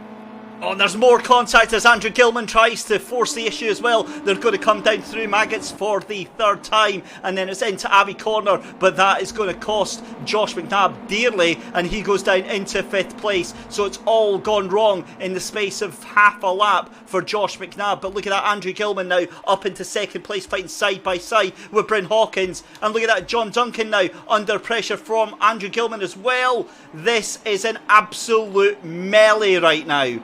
Oh, there's contact again! Keeping it clean, and as I say that, a little bit of contact. Somehow they get away with it though. There was a tag to the rear end of John Duncan, but he just about pulled it through, got it straightened up out the corner. And there was a car there, might have been Gilman, yeah, looking very slow off of Luffield, and a couple of cars, including Josh McNabb, say thank you very much, pull back through. And now Josh McNabb, he was P1, he's now P4, he's only got one more to find until he's right back in qualification. And as we say that, the car in front of him runs a little bit deep at Cops. That'll cost him traction, that'll cost him drive on the run down into the braking zone. Here's Maggots, they come into Abbey Corner. Again, well discouraged though, and as I say that, it goes deep. Josh McNabb, thank you very much, I'll get the move and the exit. It's a handful of aces for him, and now he'll look to close up onto the top two. Yeah, incredible to believe that we've only had 5 minutes of this race. It's felt like 15 so far. Look at this battle for the lead though. Incredible action between John Duncan and Bryn Hawkins, fighting it out, duking it out, slugging it out, whatever you want to call it. That's what's happening right now. Josh McNabb trying to catch back onto the tail of that train as well, as we see Bryn Hawkins trying to get up the inside of John Duncan. Bryn Hawkins though has been fantastic pace in this race. Yeah, Bryn Hawkins, currently 6th in the championship, so there or thereabouts. Not out of contention, but not necessarily in it quite yet. So needs to show some space, needs to almost assert a little bit of mental dominance. Obviously, you only need the top 3, and that's where Hawkins currently is. But if you can just make it known to the drivers around you that you are the fastest, that could go a long way come the finals. Oh, and a bit of contact there from Bryn Hawkins as Josh McNabb outbreaks himself, has to go very, very, very, very wide, gets on the power again, round to Abbey, and it's a bit of contact again from Bryn Hawkins. This is just so physical right now. I mean, I don't understand why this is so different to racing on the PS4. We've given him every opportunity. We've brought the driver, the race sizes down from 15 to 10, and we're still seeing the same door banging, still the same really overly aggressive driving. Oh, is that's a car wide there. Position number 4. He's going to come under threat now, you'd anticipate, because you were on the gravel out of Luffield. That brings Gilman right back into it, and we were talking about a 3-way battle. It was almost 4, and now it's almost 5 again as they all close up once more. You got 3.5 minutes of this left, and there goes Gilman. Gets the line through Cops, absolutely perfect. We'll have the run, but unfortunately we'll also have the outside line. So tuck in. Play it sensible. Can you try it on the brakes into Maggot? But John Duncan also under threat from McNabb, because McNabb can see these cars closing up behind him. His mirrors, they had 1 car in. Now they're suddenly going to have 2 or 3 if he's not careful. So he needs to make sure he's in that qualification, and the sure way of doing that is winning the race. Yeah, here we go. Just on the chase view from John Duncan as we see Josh McNabb try to go all the way around the outside. of the car there. Bit of contact there, and that's going to impact on Josh McNabb there. Not too much. He actually got away with that one, and it wasn't that bad, but it could have been worse. And these little nudges, these little taps can escalate so very quickly. 0.6 of a second separating your top three with just 2.5 minutes left to go in qualifying heat number 1 for the Xbox One. This is the SMRC eSports Racing Summer Championship. My name is David Christie, and joining me tonight is Tom Davis. We are treated to an absolute slobber knocker. I love that word. A slobber knocker of a race here. Look at that. Josh McNabb tries to go up the inside of Maggots. He's going to try and do it around the outside, but he's going to compromise himself on the exit there. Oh my goodness me, they're fighting, and this means that Bryn Hawkins now has all the cards to try and drive that car down the Wellington Straight. Yeah, they were forced a little bit inside to avoid the action. That allowed them to get the move done on Josh McNabb, but it doesn't quite look as if they're going to be close enough to Duncan. And Duncan once again going to get away with it if Josh McNabb doesn't send one up the inside. Have they managed to stay on the track? I didn't see John Duncan there for a moment. Somehow they're all still racing. They're on the limit and potentially a little bit over that tripwire, but they all get round. They're through Brooklands. They're through Luffield. They're now coming on to Woodcote for what is likely to be the third from the last lap, rather. So this is all heating up, and now you've got Gilman in there. Gilman has dropped P5. There's 4 of them in this fight. 3 of them will qualify. I have no idea which 3 that's going to be. Welcome to Xbox Racing, Tom. Welcome. This is your induction tonight. And what better way to do it, as we see Josh McNabb try to go around the outside of Abbey. He's got the pace. He's going to try and move it in. Wonderful driving. Takes it right to the limit there. Bryn Hawkins as well. Brilliant, respectful driving from those two. And this is much, much better. We don't mind a little bit of bumper to bumper, door handle to door handle racing. Especially when it's like that, where you see that there's no sort of, no intention, no maliciousness intended with it. But yeah, this is thrilling stuff, and we're going to get one more lap out of this as Josh McNabb goes a little bit wide. That means that Bryn Hawkins can take the inside line. Josh McNabb's not going to have the run out of that corner, surely. Oh, there we go. Door handle to door handle. This is amazing stuff, as we've got just 25 seconds left, and the cars are going to come across the line for the final lap of this qualifying heat number 1. Yeah, they were so close out of Luffield and in side by side through Woodcote. Josh McNabb plays it very, very intelligently, though. That is one of the cleanest cutback moves I have seen in a long, long time. And oh, that's going to get Gilman involved. Gilman, contact with Hawkins. They're both still on the track. They're both sideways for a moment. Gilman's still going for the overtake. There's more contact. Both of them sideways. Both somehow still on the track. Where is P5? Because they've lost 2 or 3 seconds in all of that flurry of incidents. They're going to get away with it. The top 2, likely to qualify now. They're away at the front. Gilman has 1 light remaining. Hawkins, 1 light remaining. Between them, they might just about have a fully functioning car, but that doesn't matter to them. There's 1 more spot on the podium. They'll have a look for it. At the front, John Duncan comes around Luffield for the final time. He's driven a very, very good race. Stayed calm under pressure. Josh McNabb, from the back of the grid, credit where credit is due. Didn't quite pick up the win, but we said he was one to watch. He's got the pace, and he's proven it to all his rivals. Who's going to come out in front? It's going to be Bryn Hawkins with a rather large gap over Gilman. I'm going to jump in there because the penalties have come in, and Josh McNabb wins the race. As we see a huge amount of penalties for John Duncan. What on earth has happened there? We need to have a look at the timing screens there. John Duncan, 35 seconds of penalties. Oh my goodness me, right, we're going to have a look at that one, because I have never seen 35 seconds of penalties before. Wow, that is, yeah. Josh McNabb then takes the win from Bryn Hawkins, and then Andrew Gilman in 3rd place. Andrew McKinley in 4th, Ross Dunn in 5th, it's Jay Kennedy in 6th, it's then Callum Reid in 7th place, and JD, John Duncan, absolutely robbed of the win down in 8th place. We're going to take a quick break. When we come back, we'll have heat number 2.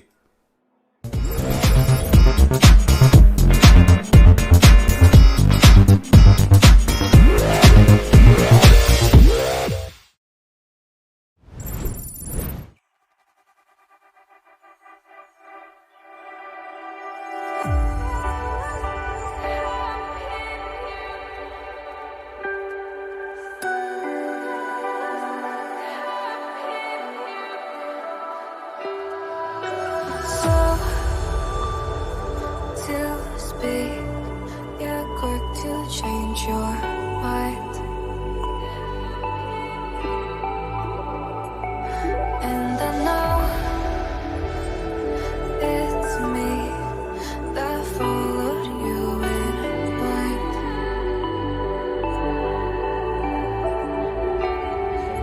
I could say that you didn't need, but you wanted me.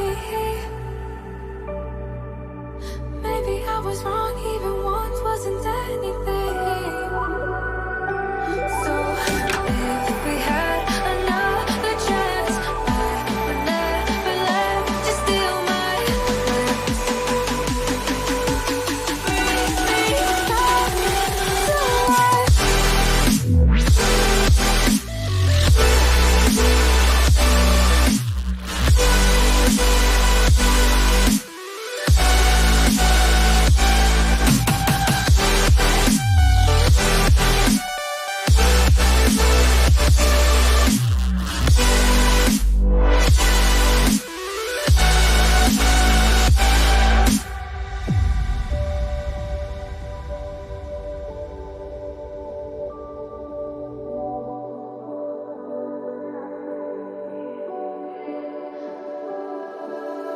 Don't dig deep like you would have a clue.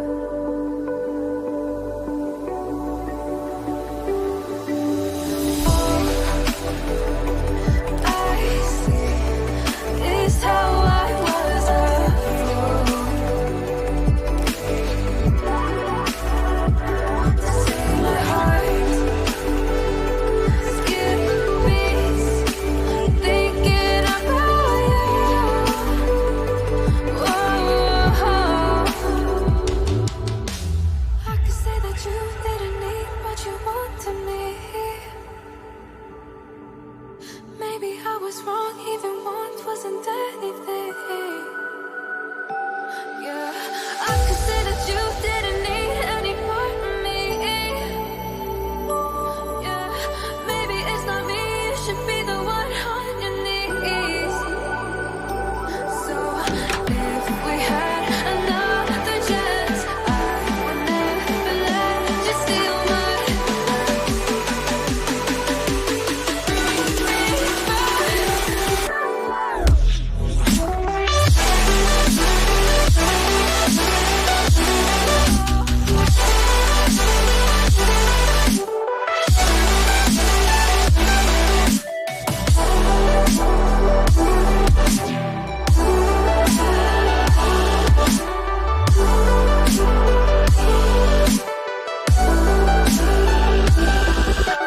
If we had another chance, I would never let you steal my glance.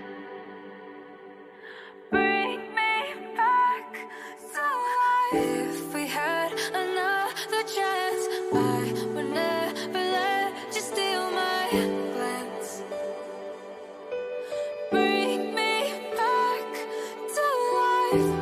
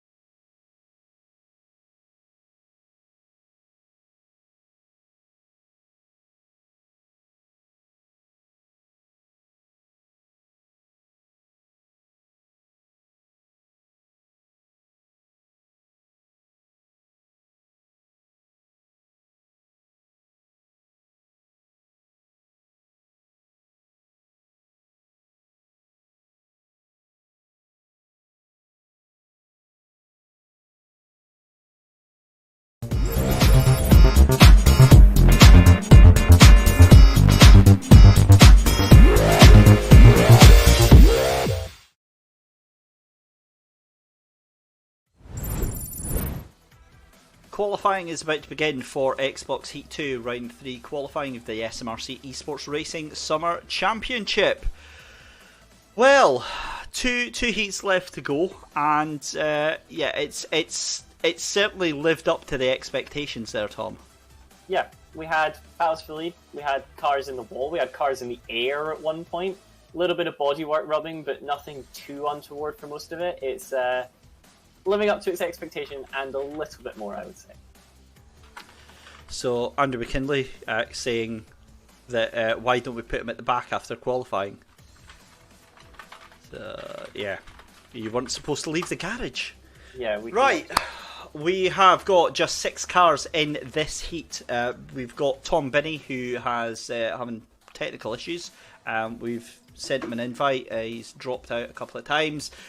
We have not got Shea Brennan or let's see, Shea Brennan or let's have a look here. Mark Winus, I think. Have we got Mark Winus? No, we do have Mark. It's John Proctor, I think, is invested wall. Yeah, so he's not here. Right. So there we go. Let's jump on board to the live stream. So 9 minutes left to go in qualifying. I'm going to go and have a quick look at the qualifying heats, because a lot of people saying that they thought they were in different ones. Yeah, just to confirm, Shea Brennan was in this heat. It was in the list. Well. Right, let's shall we see if we can try and invite these couple of people back in. Let's see if we can do that. We're going to break the fourth wall. We're sorry, guys, but you know, it's got to be done, right?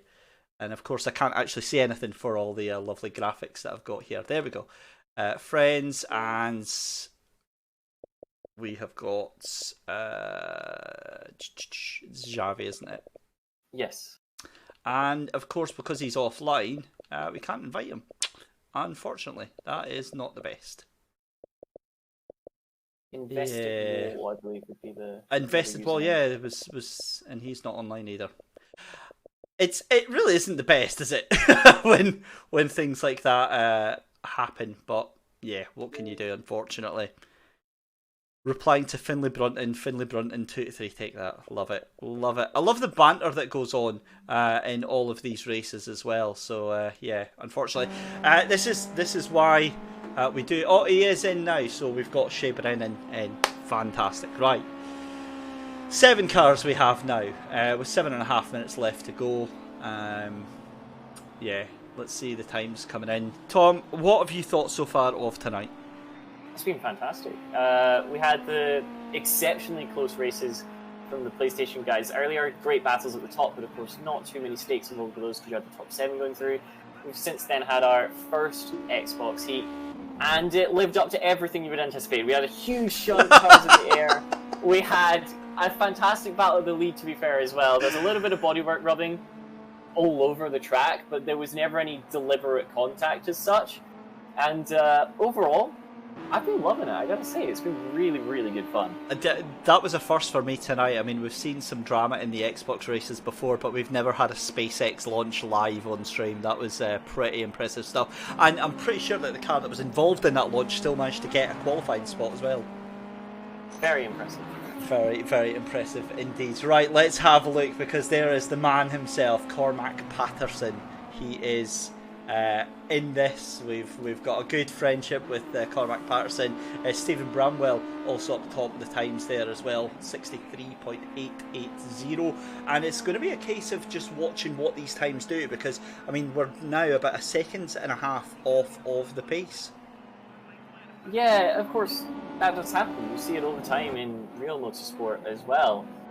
That doesn't mean that it's going to be easier for these guys to qualify, or that they're not necessarily on the pace. Obviously, we saw some quick times coming earlier when they somehow managed to get those tyres up to temperature much quicker than we'd anticipated.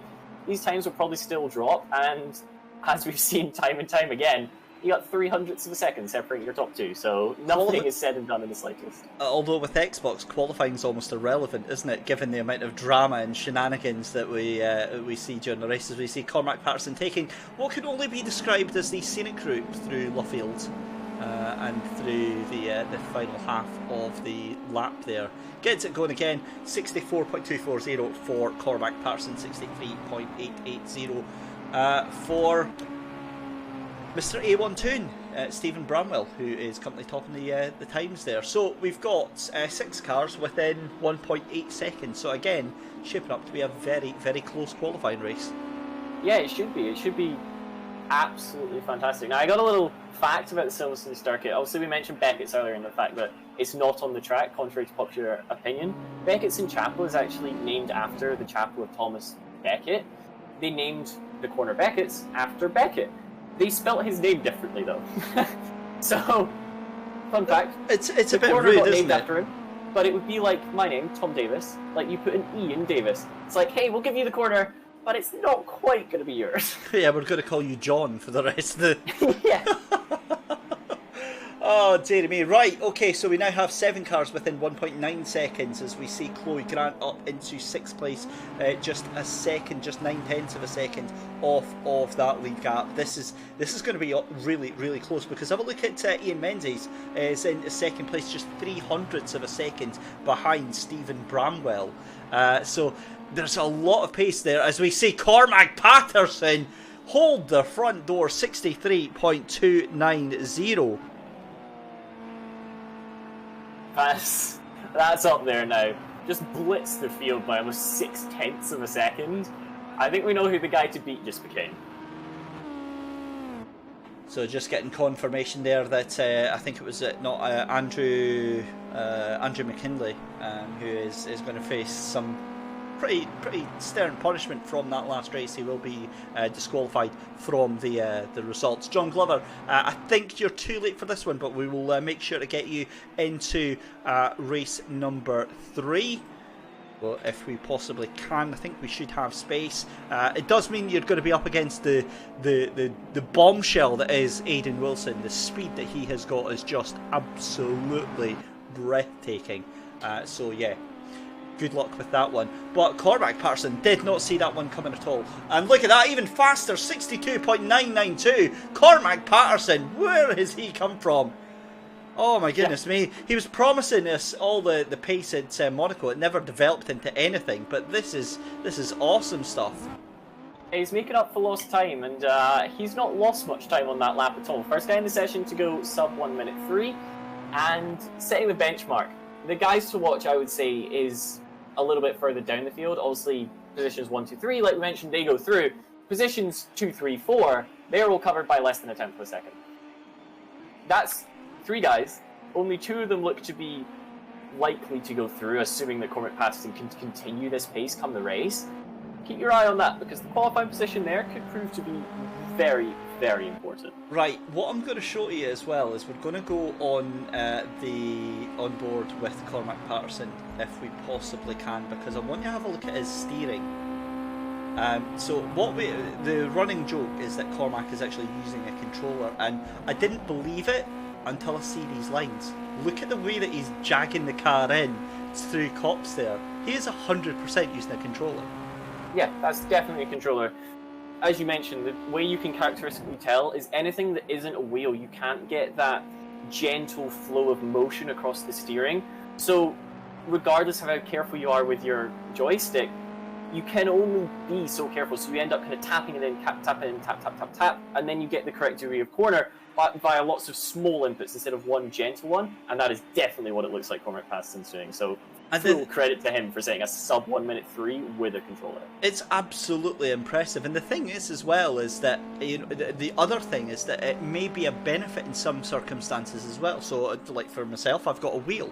To go from lock to lock would take me about 3/4 of a second. It would take me a good chunk of time. He can do that in just the flick of a thumb, to go from lock to lock. So he arguably could be in a little bit of a benefit. But you know, I remember back in the day playing Gran Turismo 2 on the DualShock on the analogs. It wasn't easy. It was enjoyable. It was still great fun. But you know, you compare it to your Logitechs, your Thrustmasters, your Fanatec wheels, all that sort of good stuff. It's an impressive feat nonetheless. Yeah, the esports environment where kind of the line is closest is in the current kind of series of Formula 1 games. In those games, the controller scheme is actually pretty viable when you compare to a wheel, but it allows you to see where each is strong. The wheel, you always gain the time through the quick corners, so you're going to find it in woodcut, you're going to find it in cops, you're going to find it in the braking into maggots, where you can just put in that gentle input whilst you're braking it in on, you know, the rears, and just kind of have everything be nice and stable.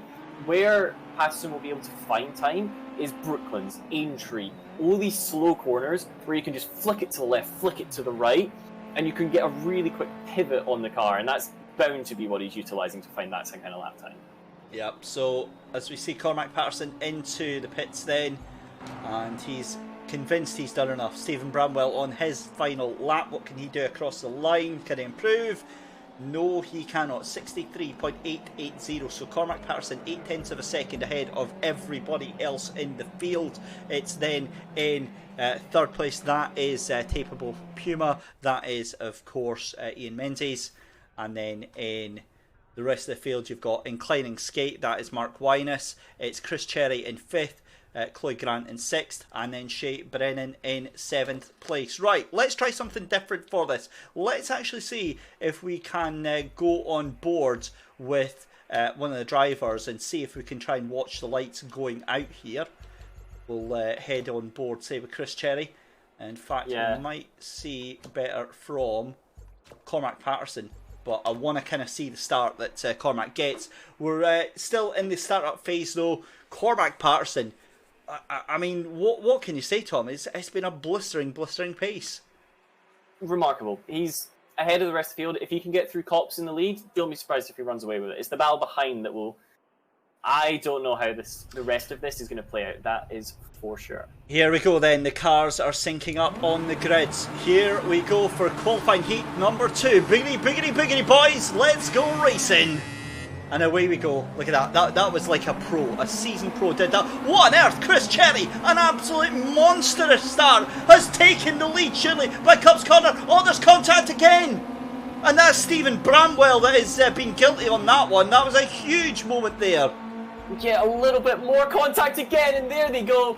Green and silver, red and black. They just become one mess of colour palettes. Chavy just about going to get away with that one, I believe, but there's certainly a few slow-moving cars. And somehow, Patterson managed to get away with all that. He had an incident on his inside, an incident just behind him, but he kept it calm despite all the cars coming through on the inside, and he's still up there, I believe. He's in the fight, and that's all you need to be.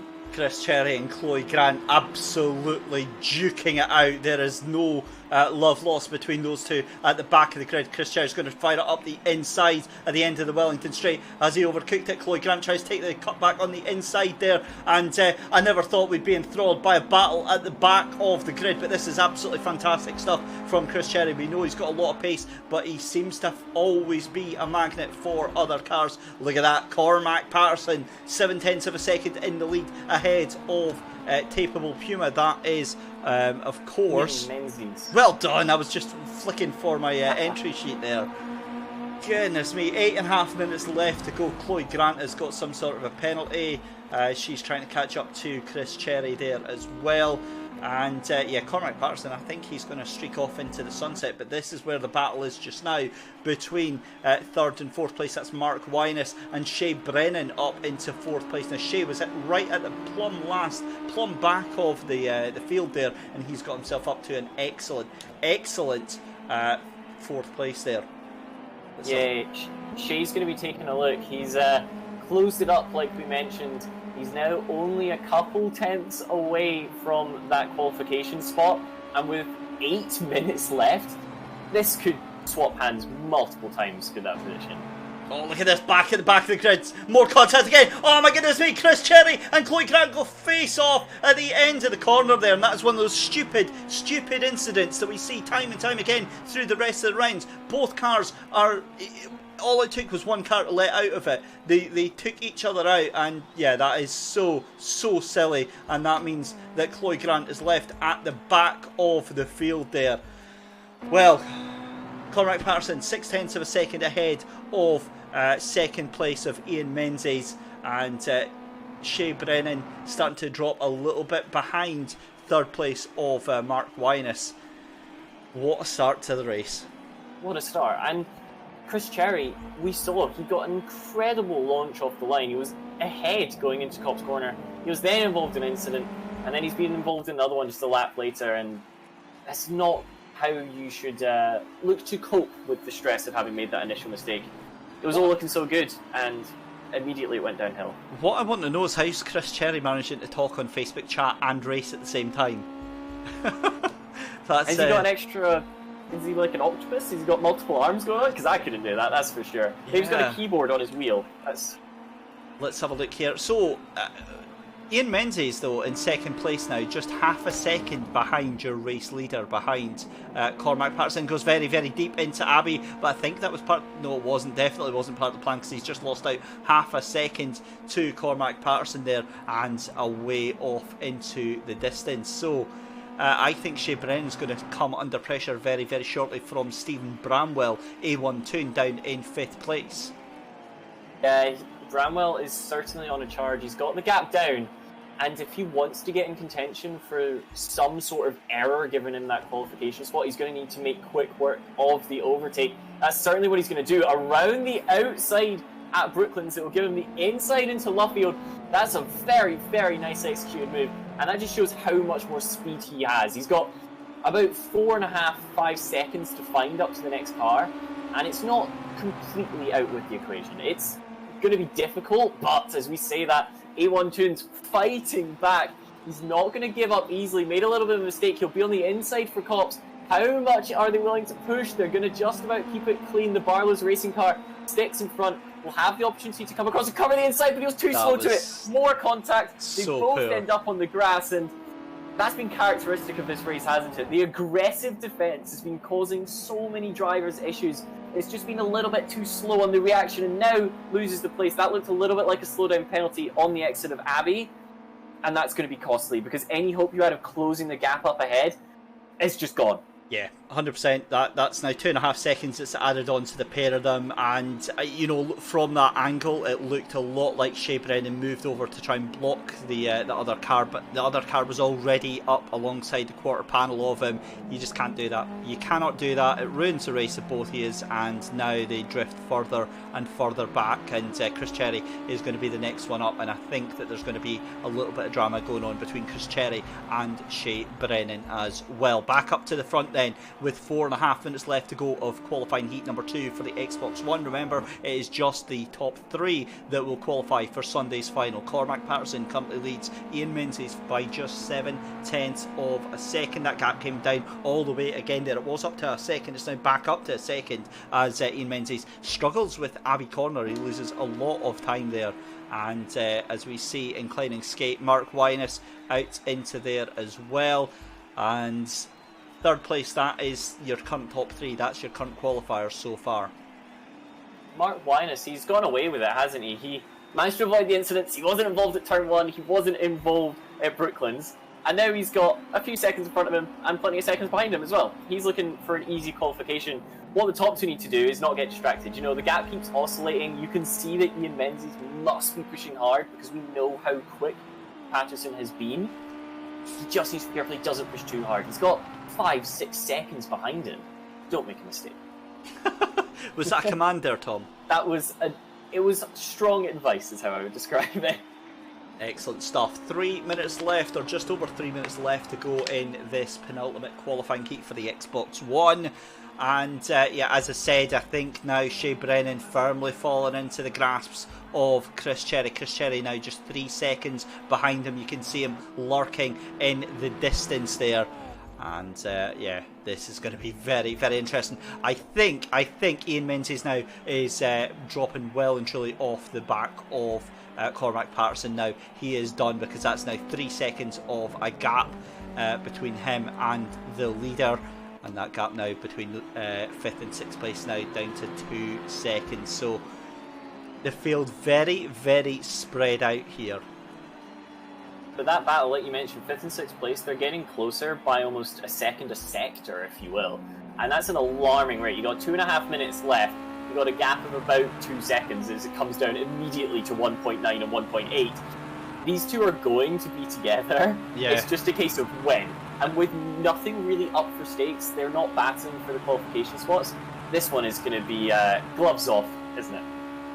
Yes, that's the polite word I was looking for, because we've seen Shea being overly defensive and we've seen Chris being overly aggressive. So it's really a match made in heaven right now. It's kind of the inevitable waiting for the fight to happen here, as we see Chris Cherry struggling to get out of that corner, but really makes the best of that and gets a good run out of Abbey here. He might already be done by the end of the Wellington straight here, Tom. You can see Brennan pulls across, he goes defensive, almost an attempt to break the slipstream. Now, Cherry won't be close enough, he would down into Brooklands. As I say that, he's going to go down the inside. That was very ambitious, as we expected. It wasn't quite there. Now they contact on the little bit, and then more contact. They're both off the track at Lovefield. Shades of touring cars there. Somehow they're both going to get going. With a minute left in this session, Cherry, with his current pace, could catch up Brennan once more. So this one isn't over yet. We need to stay with it. That was incredibly aggressive there, because Cherry made the initial contact with him, ran into the back of him, and Shea was just like, no, I'm not having that, and went careering back into that car. Look at how much more speed Chris Cherry has on the exit of Copse. Oh no, this is so bad. You just know this has got disaster written all over it. There was no need for that, because Cherry moved over when he already had the place there. And yeah, this is going to degenerate even further, isn't it? They both took a very, very narrow line into Abbey Corner. As a result, there was contact, and then there's going to be more down the straight. They're rubbing. Come on, guys. It's completely unnecessary. They'll be side by side still on the run into Brooklands. Down the hill, this is where Cherry was so strong on the brakes last time around. This time Brennan holds the racing line, will be able to come across, cover the entry line for Lovefield. Gets dummied a little bit though, and Chris Cherry down the inside was a little bit hot on it. Contact with the front of Brennan, and he's off twice into that gravel trap in 2 laps. You hate to see it, Oh my goodness me, I'm only laughing because it's just so bad. He must have set up a picnic there on his first excursion, because he went to get a second bite of the cherry and it wasn't happening. What has happened between these two? Because there's so much bad blood going on right now. But anyway, never mind. Cormac Patterson rounds the lap for the final time. He's through and going to be in towards Lovefield and then Woodcut Corner for the final time. Cormac Patterson, it's a lights to flag victory. And a fantastic performance. Cormac Patterson takes qualifying heat number 2. It's going to be Ian Menzies in second place. And then in third place is going to be Mark Wyness, qualifying towards Sunday's final. Stephen Bramwell is going to come across the line in fourth. Shea Brennan is going to come across the line in fifth place. I've got absolutely no doubt that will be investigated after the race. Chris Cherry, I think we're going to have to get security involved with these two after that. And then Chloe Grant finishing down in 7th place. Huge. And this has championship implications as well. Cormac Patterson, Chris Cherry, they're only separated by 1 point in the championship. Cormac Patterson goes through to the final. Chris Cherry does not. This could be massive come the end of it. So there we go. We'll take another quick break, and when we come back, we will get the final race of the evening.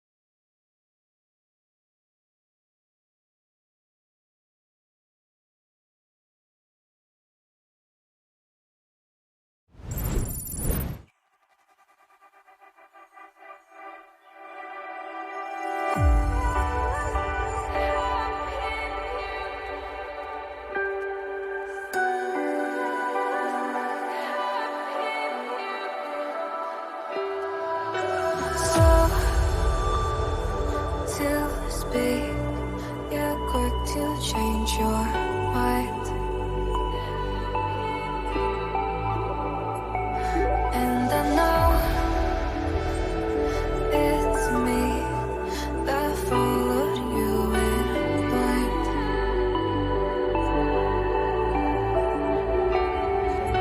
I could say that you didn't need, but you wanted me. Maybe I was wrong, even want wasn't anything. So if we had another chance, I would never let you steal my lips. Bring me back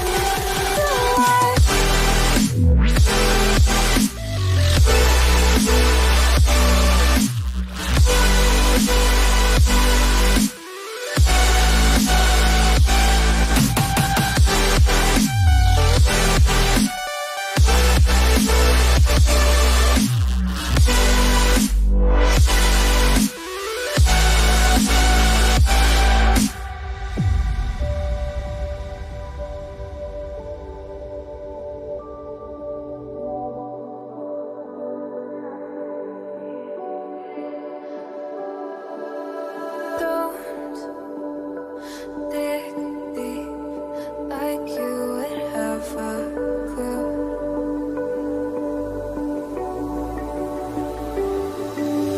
All I see is how I was a fool to steal my heart, skip beats, thinking about you.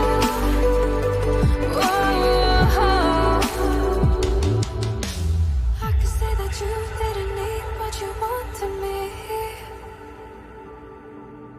Maybe I was wrong, even want wasn't anything.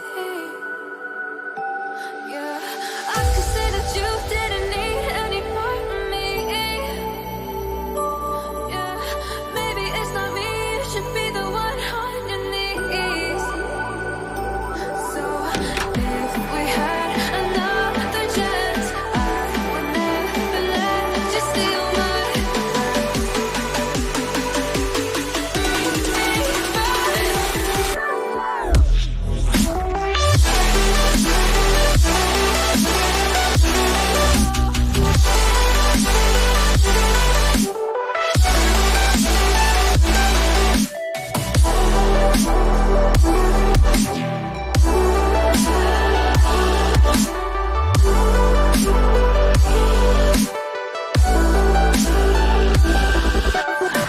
If we had another chance, I would never let you steal my glance.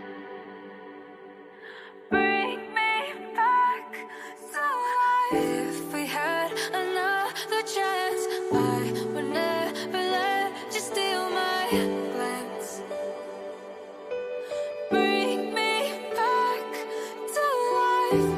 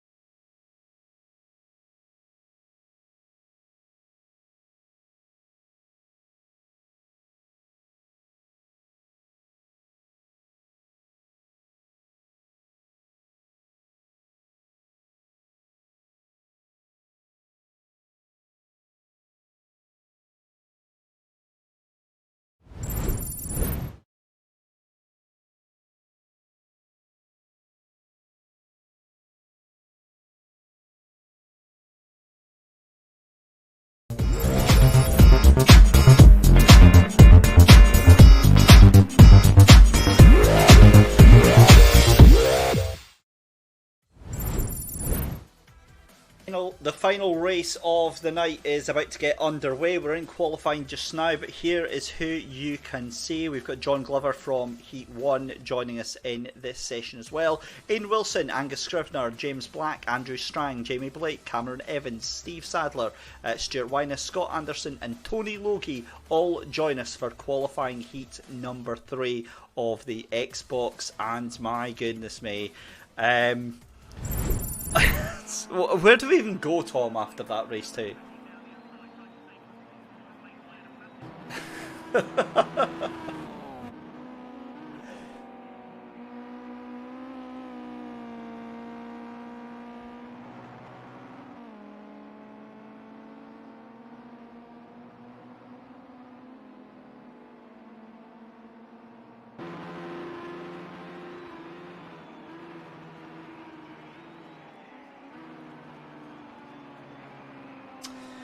Certainly looks that way. So drivers that we do not have Steve Sadler, despite the invite.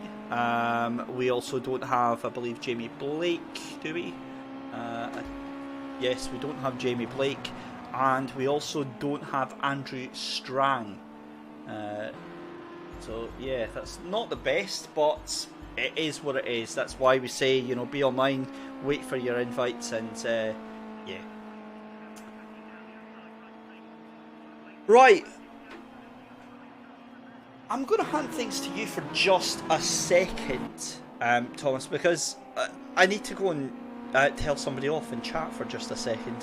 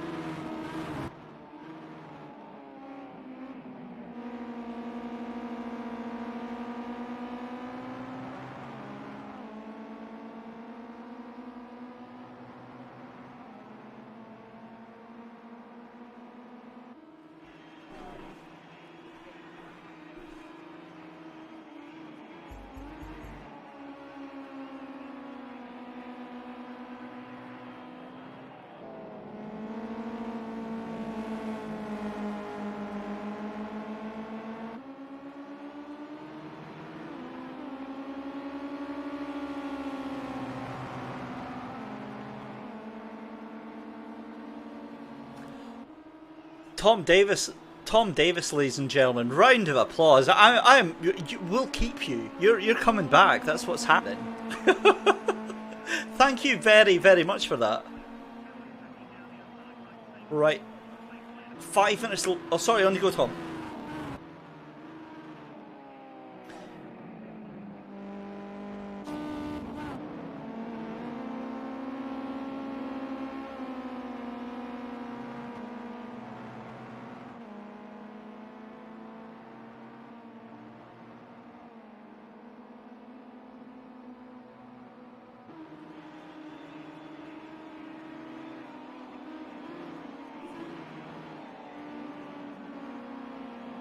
We certainly have. These guys are very, very fast. We've seen that Tony Logie with the fastest lap so far in qualifying, 62.052, and then in second place James Black as well, 62.617.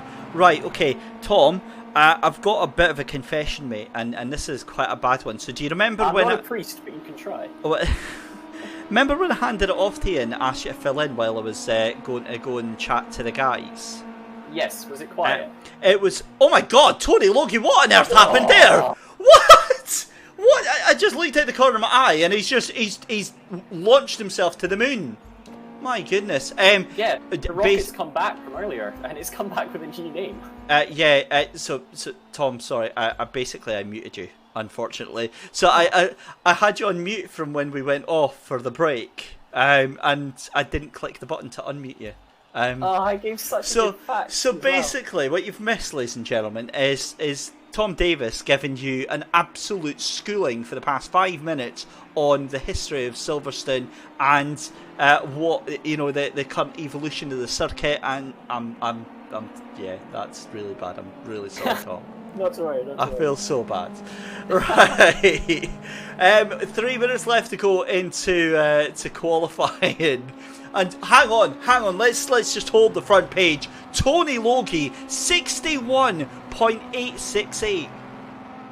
How? Sub 1 minute 2. That's ridiculous. This is seriously quick now. Previous qualifying sessions, you'd be looking at the guys in P2, P3 at the moment, 102s, 0.2s, 0.3s, that's pole position. Tony Logie's blown them out the water. He's 4/10 clear of the field, and the strongest field we have seen all night. And the thing is, James Black that time would have been good enough to take pole in any other heat so far at 62.244. Yeah, ridiculous. Black, will he'll not be too happy about that. You can guarantee. But you've got a 10th and a half over third position. You're sitting in the qualifying spot. You can't be too annoyed. Yeah, Cameron Evans, or Preston Evans as they called him for the first 6 races of the Spring Championship. Third place there, 62.380. Again, a stunning time there. Ian Wilson as well is no slouch, 62.840. And then John Glover, our entrant into this, who was supposed to be in heat number 1, 63.014. So again, he's in the mix as well. You've then got Stu Wyness down in 6th place, and then in 7th place is Scott Anderson. And at the back of the field is Angus Scrivener, who I believe is excluded from qualifying. That is why he is still in pit lane. Good lad, well done for doing what you were told.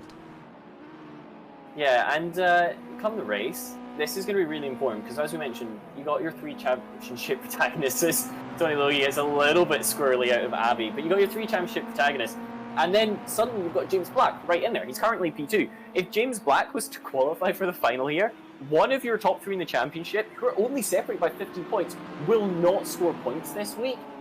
And that is massive. I don't think I can overstate how important it is in terms of these guys beating Black. Yeah, they need to get the job done to make sure that they get through for the points. That's a very, very excellent observation there. And Tom, I mean, a minute left to go in the qualifying here. We've seen possibly one of the closest qualifyings, certainly in top 6. I mean, that's 1.1 seconds from 1st to 6th place. But also, Angus Scrivener has got a lot of pace there. He's going to be starting from the back of the field. Yeah, this is going to be really, really interesting. For me, the money would go on James Black. He has so much less to lose than the other 3 he's competing with, and that can easily translate to 2 or 3 tenths when you're trying to catch the car ahead. Or you could just send it down the inside, and the other guy has to get out of the way, because if he doesn't, his entire championship is at risk. We've seen this play out time and time again in esports in real life, and if James Black can utilise that, he could be in a really strong position here. Yep, James Black being nudged down to 3rd position as we see Cameron Evans moving up into 2nd with a 62.232. Qualifying is done and dusted, and there we go. Tony Logie says thank you very much. Cameron Evans has done his final lap, or is going to go across the line just now. What can Cameron Evans do? He was on a 62.232. That was his best last lap rounds, and he doesn't improve on it. Tony Logie then from Cameron Evans and James Black. That's your 1, 2, 3 with John Glover in 4th place. Ian Wilson down into 5th place now. Stu Wyness in 6th. It's Stuart Anderson in 7th. And then at the back of the field is going to be Angus Scrivener. Again, let's go and have a look on board with one of these cars. We'll go on board with, let's go James Black. Here we go, a very quick start to the race then. We are getting ready to go green. The lights are about to come on the bridge. The lights are on here at Silverstone for the final race of the night. And away we go, green light is go. And it's a fantastic start from Cameron Evans, but James Black as well. as they all get off very, very smoothly here, and it's down into Cops for the first time of asking. It's still Tony Logie in the lead from Cameron Evans, and then all hell is breaking loose behind. But look at this. This is what I mean. This is how the racing should be done. Yeah, they're two abreast, but no more across the field. James Black making a reasonable start, but Tony Logie was the guy who really capitalised. He had the pole position, he's translated that into the race lead, and Aidan Wilson, crucially, didn't have any mistakes to capitalise on, and now he's coming under threat from behind. He's got Stuart Wyness up the inside as they come down the Wellington straight, and he needs to do work. He's leading the championship, but he's 5th in his qualifying heat. Yep, look at James Black though up the inside and moves it into 2nd place. So brilliant work in this. As you said, throws a spanner into the works for the championship. Huge news here for James Black, and Cameron Evans up into 3rd place as well. Stu Wyness side by side with John Glover, and it looks like Ian Wilson's going to take 5th place as well. And possibly even Angus Scrivener up into 6th place, as we see the leaders going through Cups Corner for the 2nd time. And look at how glued to the back of the bumper Cameron Evans is right now. Yeah, he's really pushing as they come through Maggots and descend into Abbey. He's not going to take a look there. Again, we talked about it earlier on, it was a little discouraging in the move, but doing so, putting the car in the middle, compromises your exit, and you've got the huge straight, the Wellington straight. It's one of the longest straights in the British motoring calendar as such. But you get the cutback, you then get given the outside into Brooklands. Can he run it round the outside? He's certainly going to try. Is Evans? Hey, what a presto, move! He's into 2nd place. That was remarkable. That was a fantastic ballsy move round the outside. Cameron Evans moves it up into 2nd place, and you don't ask, you don't get. James Black moves down into 3rd place. But look at John Glover, he's now in with a shout, as well as Aidan Wilson in this little battle. But Tony Logie has absolutely lit that rocket. He is away. Oh, look at that. That's going to be a move up the inside. Is that going to work there from John Glover? It does. And he just takes that 4th place back from Aidan Wilson. Sorry, it was Ian Wilson actually that moves up into 4th place as well. Angus Scrivener down into 6th place there. So this is a cracking little battle going on here, and the cars now starting to spread themselves out a little bit. 7.5 minutes left to go in this race. Tony Logie has absolutely checked out. However, look at Cameron Evans. He's now starting to try and bring that gap down a little bit, and it was 1.9 seconds, and it's now down to it was 1.7 seconds. So we'll see if he can make that advantage stick. I think he possibly can. You know, he's got a lot of pace in that car right now. Back with the battle for 3rd place, James Black ahead of Aidan Wilson, and they're ahead of John Glover. John Glover was up at one point into 3rd and 4th place. He's been shuffled down the order, down into 5th, and then it is Angus Scrivener trying to hold on to Stu Wyness. Yeah, it's really heating up. Like we mentioned, Black doesn't have anything to lose. He's sitting P3 at the moment, and it's Wilson, Aidan. He has everything to lose, so somehow he needs to find a way past that green car without compromising. And instead, it seems like it's going to be Wilson under threat for a moment there. John Glover, he wasn't even supposed to be in this heat, and here he is challenging the championship leader. He'll get a good run out of Abbey Corner, tuck the car into the slipstream, and if he just breaks a split second, a couple metres later than Wilson, he might well get this done here off the same premise that Black managed it earlier. But Aidan, confident and almost brave on the brakes there as they come round Brooklands. He's going to be a little bit tight on his entry to Luffield, but he just checks up the car behind. So Glover will have to refocus, come up with another strategy. His strategy this time around might be get the exit. He closes through Woodcut. Wilson, however, he'll stay tight. He'll make sure that he doesn't get the inside line. You can see that there.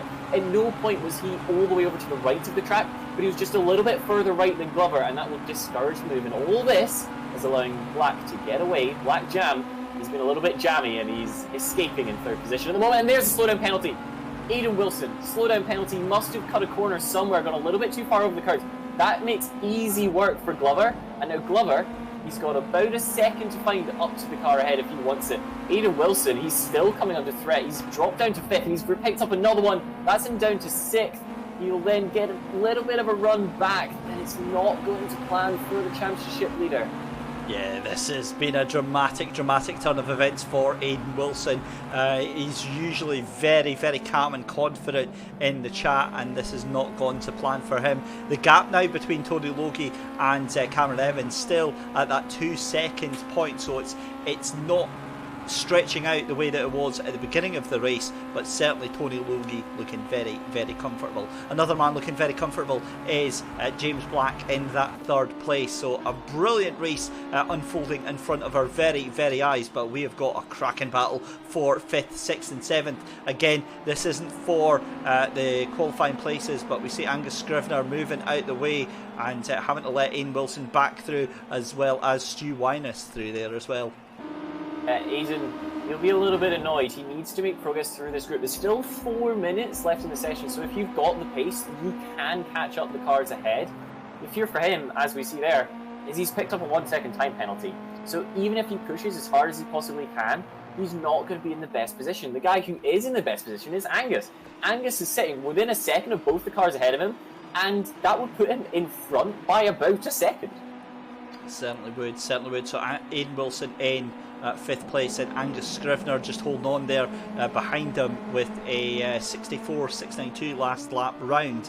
He's really happy to just let these guys fight it out between them and just hold on to the back of this group, because that, as you say, would put him up into 5th place. Now, the gap between the leader and 2nd place has now come down to 1.5 seconds, so half a second knocked off on that last lap round. Now, that could be a slowdown penalty for Tony Logie, or it could just be impressive pace from Cameron Evans. We'll have to see how that one unfolds just now, but the gap just starting to increase very slightly again, so I wonder if it was perhaps a slowdown penalty for Tony Logie.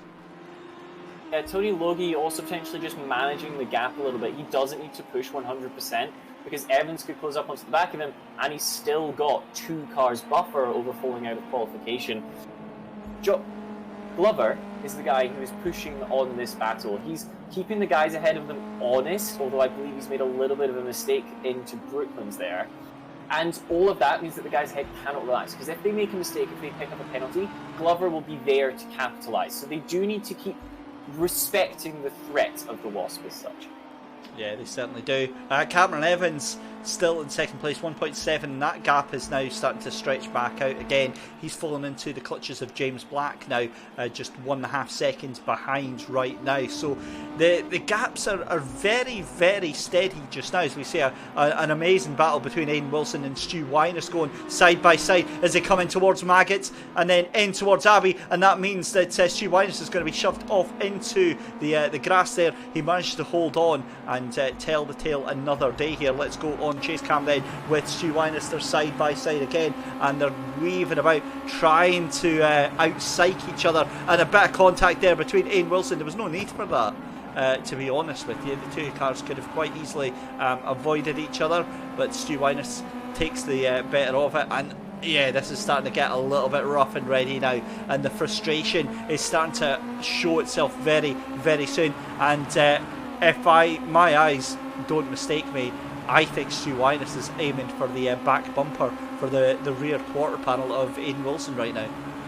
Yeah, potentially looking to pick up a little bit more memorabilia for his car collection as such. But, you know, you can move around. These cars, they can have a little bit of contact like we've seen. Where they need to be careful is in the braking zone, because all of these guys have been obviously given access to a set of rules.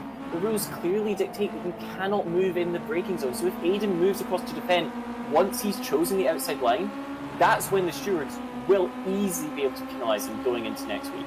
Yeah, and it makes it very, very difficult as well for those around to actually enjoy the race, and for us to enjoy the race as well, because there's really no need for the overly exerted aggression that's in here. We can see that Stu Wyness is definitely trying to make his way past, but Aidan just not allowing him any room whatsoever, and it's that thin line of, you know, there's defensive and then there's just taking it a little bit too far. At the moment, on this lap for instance, Aidan Wilson's done that line very, very well. Yeah, he's driven an intelligent defence on that past lap, and this will be them starting their final lap of the race. As there, Aidan makes a mistake. He got a wheel on the grass, and then it just sucks him in, because of course that wheel isn't going to be spinning as fast as the other ones. The car rotates to the left, A silly mistake from Aiden, potentially just feeling the pressure from Stu Winus behind. That mistake, of course, they weren't in contention, but that'll hurt his pride that well. Up at the front, however, Tony Logie, he's only got 3 corners left. He'll come through Brooklands. No mistake there. He's not even got any opposite lock on. He's just keeping it calm, keeping it cool and collected. He rounds Luffield for the final time. He looks set for qualification. He'll keep it on the curb, but no more than is necessary. Round Woodcut, and Tony Logie puts together a sensational drive from pole position. He was always in control, always managing the gap, and he will qualify. Just behind him, Cameron Evans looks as if he will come across the line in P2. And then James Black, he will upset the order entirely. Only 2 of your top 3 in the championship going through, and crucially, it was 2nd and 3rd that have made it through to the final, and then Black Jam, James Black, will join them for that final spot. Yeah, brilliant race there, and a huge upset towards the final on Sunday there. Just confirmation there, John Glover finishing in 4th place, Stuart Anderson in 5th, Angus Scrivener in 6th place, Aidan Wilson, that's been a miserable time for him, in 7th, and Stu Winus all the way at the back of the grid with 35 seconds, another 35 seconds of penalties. Again, we'll save the replay on that one, and we will head over, because really that is us. We are done for tonight. Tom Davis, thank you so much. Ladies and gentlemen, Tom Davis will be joining us again for round number 4. I believe what we're going to do is we've got another commentator that will be joining us on Sunday. We'll announce that tomorrow, but you're going to be alternating between qualifying and the final. So Tom, how's that for your first ever SMRC eSports Championship event? Fantastic. It was fantastic. We had action, we had incidents, and a little bit of everything in between. I really enjoyed it, and I genuinely cannot wait to see more of this championship. Excellent. Well, it's been an absolute pleasure to have you on board tonight. You've provided some awesome insight and some awesome coverage. So thank you very much for joining us tonight. We will see you tomorrow night for the SMRC iRacing eSports Championship. Round 2 is at Spa-Francorchamps. And what a race we have got going on. Again, another 30 plus cars taken away around Belgium, and it's the battle of Porsche versus BMW in the GT4 Championship. You'll see us again on Sunday for the SMRC Esports Racing Summer Championship, and we will have the finals for the round 3. In the meantime, guys, remember to head over to smrc.co.uk and follow all of their stuff on Facebook and on YouTube, and we will see you on Sunday for the consoles, and tomorrow night I believe it will be around about 8 o'clock, I think it is, but keep an eye on social media for the start time for the race tomorrow, and have a great night.